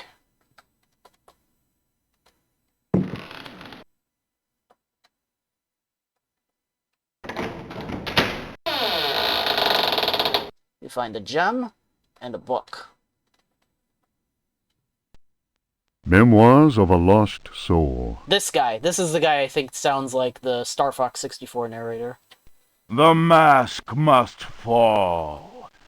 You who discover this manuscript understand this. I am here at your side. I am waiting in the darkness of my crypt. Soon you will belong to me. One of my slaves wrote this document. I have lived for 3 centuries, and my name is Ezekiel Prext, or Elijah Pickford. You may choose which to call me. So it's Ezekiel Prext that's waiting for us down here. I do not hide out of fear. My power is immense. I have sailed the 7 seas. My ship, the Astarte, spread terror through all the continents. The corsairs judged me like the Welsh judges of 1620, but they could not destroy me, and neither could the pirates. Now I am immobilized. Damned Yankees! Oh, god dang Yankees. Witchcraft, voodoo, and the Cthulhu cult. I know them all. I have reigned and implored the stones. Only the Chthonian haunts the cavern and resists me, but he dare not attack. I have need of a living body to regenerate myself. I have need. The Heartwoods managed to escape from me, but you who are reading these words, you will yield to my embrace. I hear your ragged breath and smell the stench of your fear. I have vanquished death. I built Decerto. I know what it is to wait. Cthulhu helps me. My servants will lay you upon the sacrificial stone. My roar will rend the night. You will be mine, and I shall reign once more.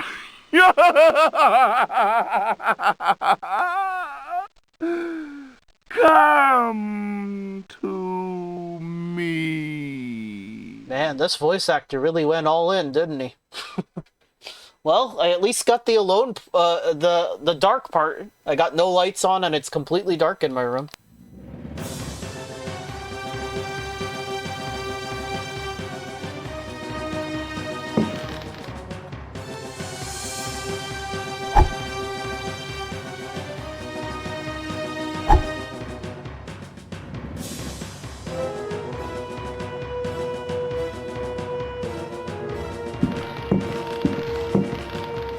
So we need to push this out of the way.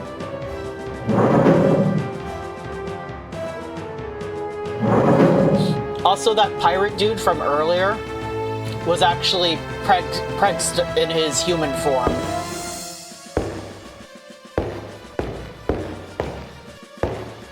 Alright, so we need to drop down here.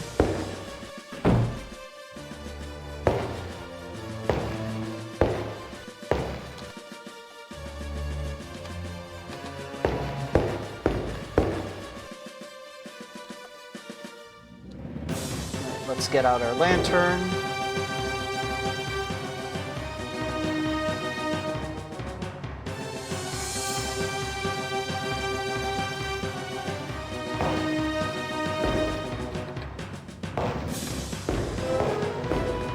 Alright, so we're dealing with a maze here.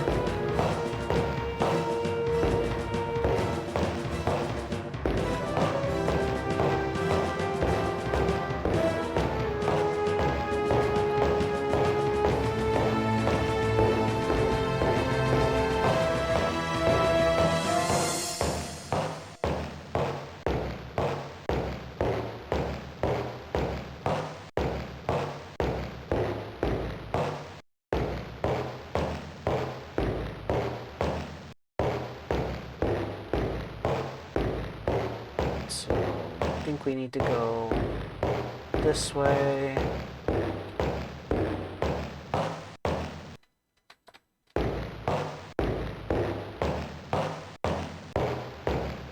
No, we need to go this way. I think over here.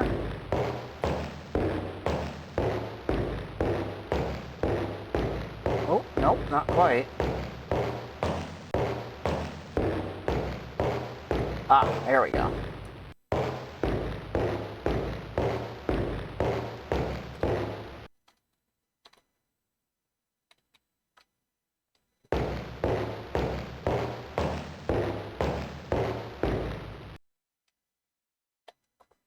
Then we have to put this gem into this thing here.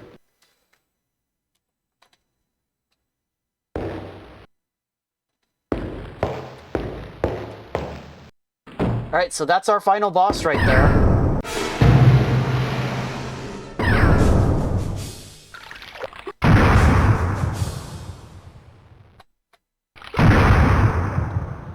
Alright, so let's take the hook. We're going to place the talisman in its place.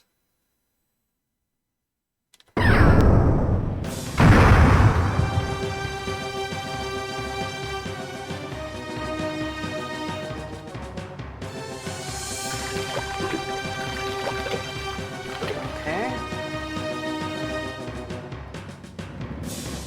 And then...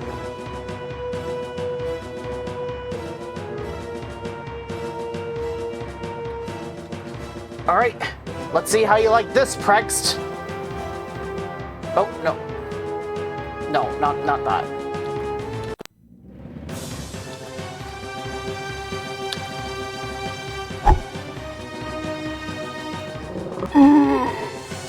And it missed.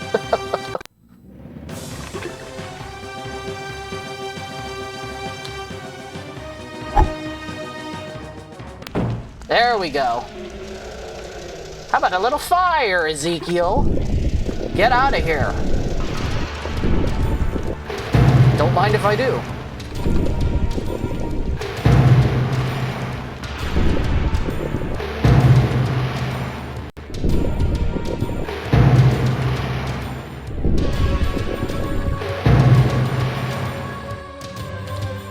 Right, the hook goes here.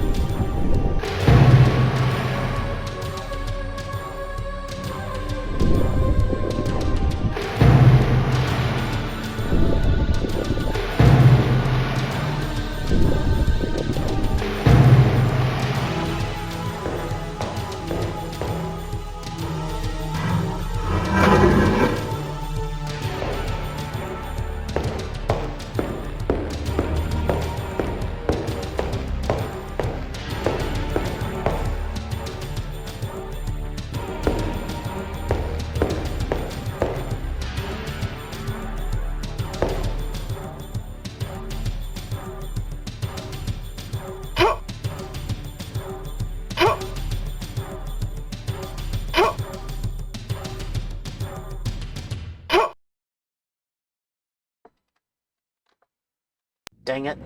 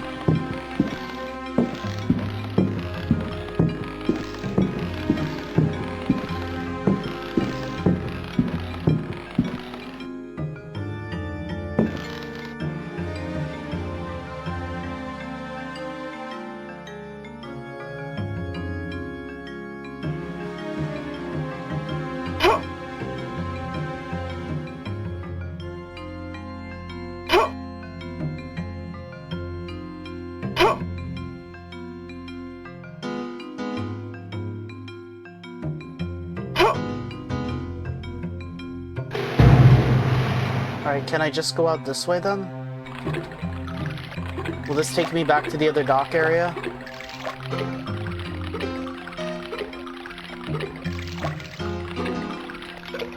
Oh, good.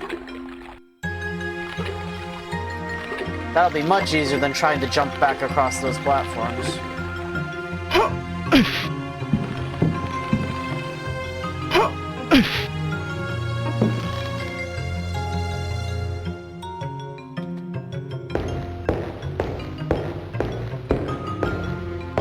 Now to just find the right way to go.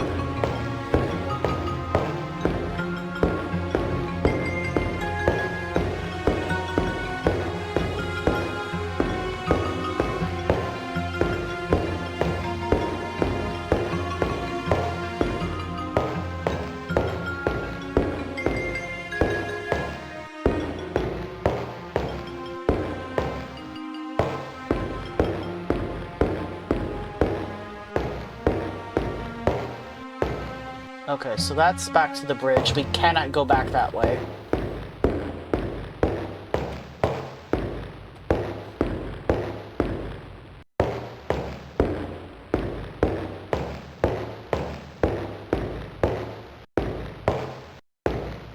Alright, is this the right way? Yes. Good. So, a while back in the cellar, we moved these barrels out of the way by moving that block.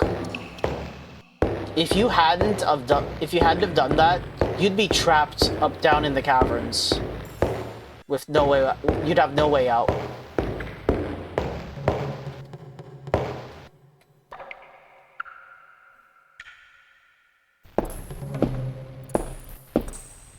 Or a soft lock, yeah, one of the two.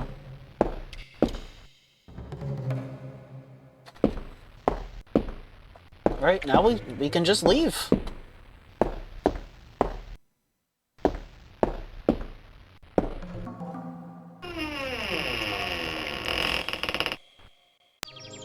Hooray!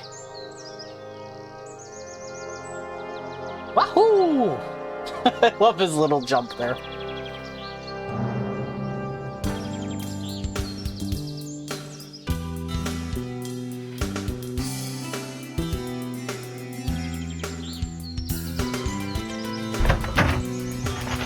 Hey, driver.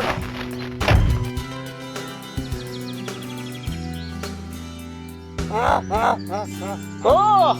Spooky driver.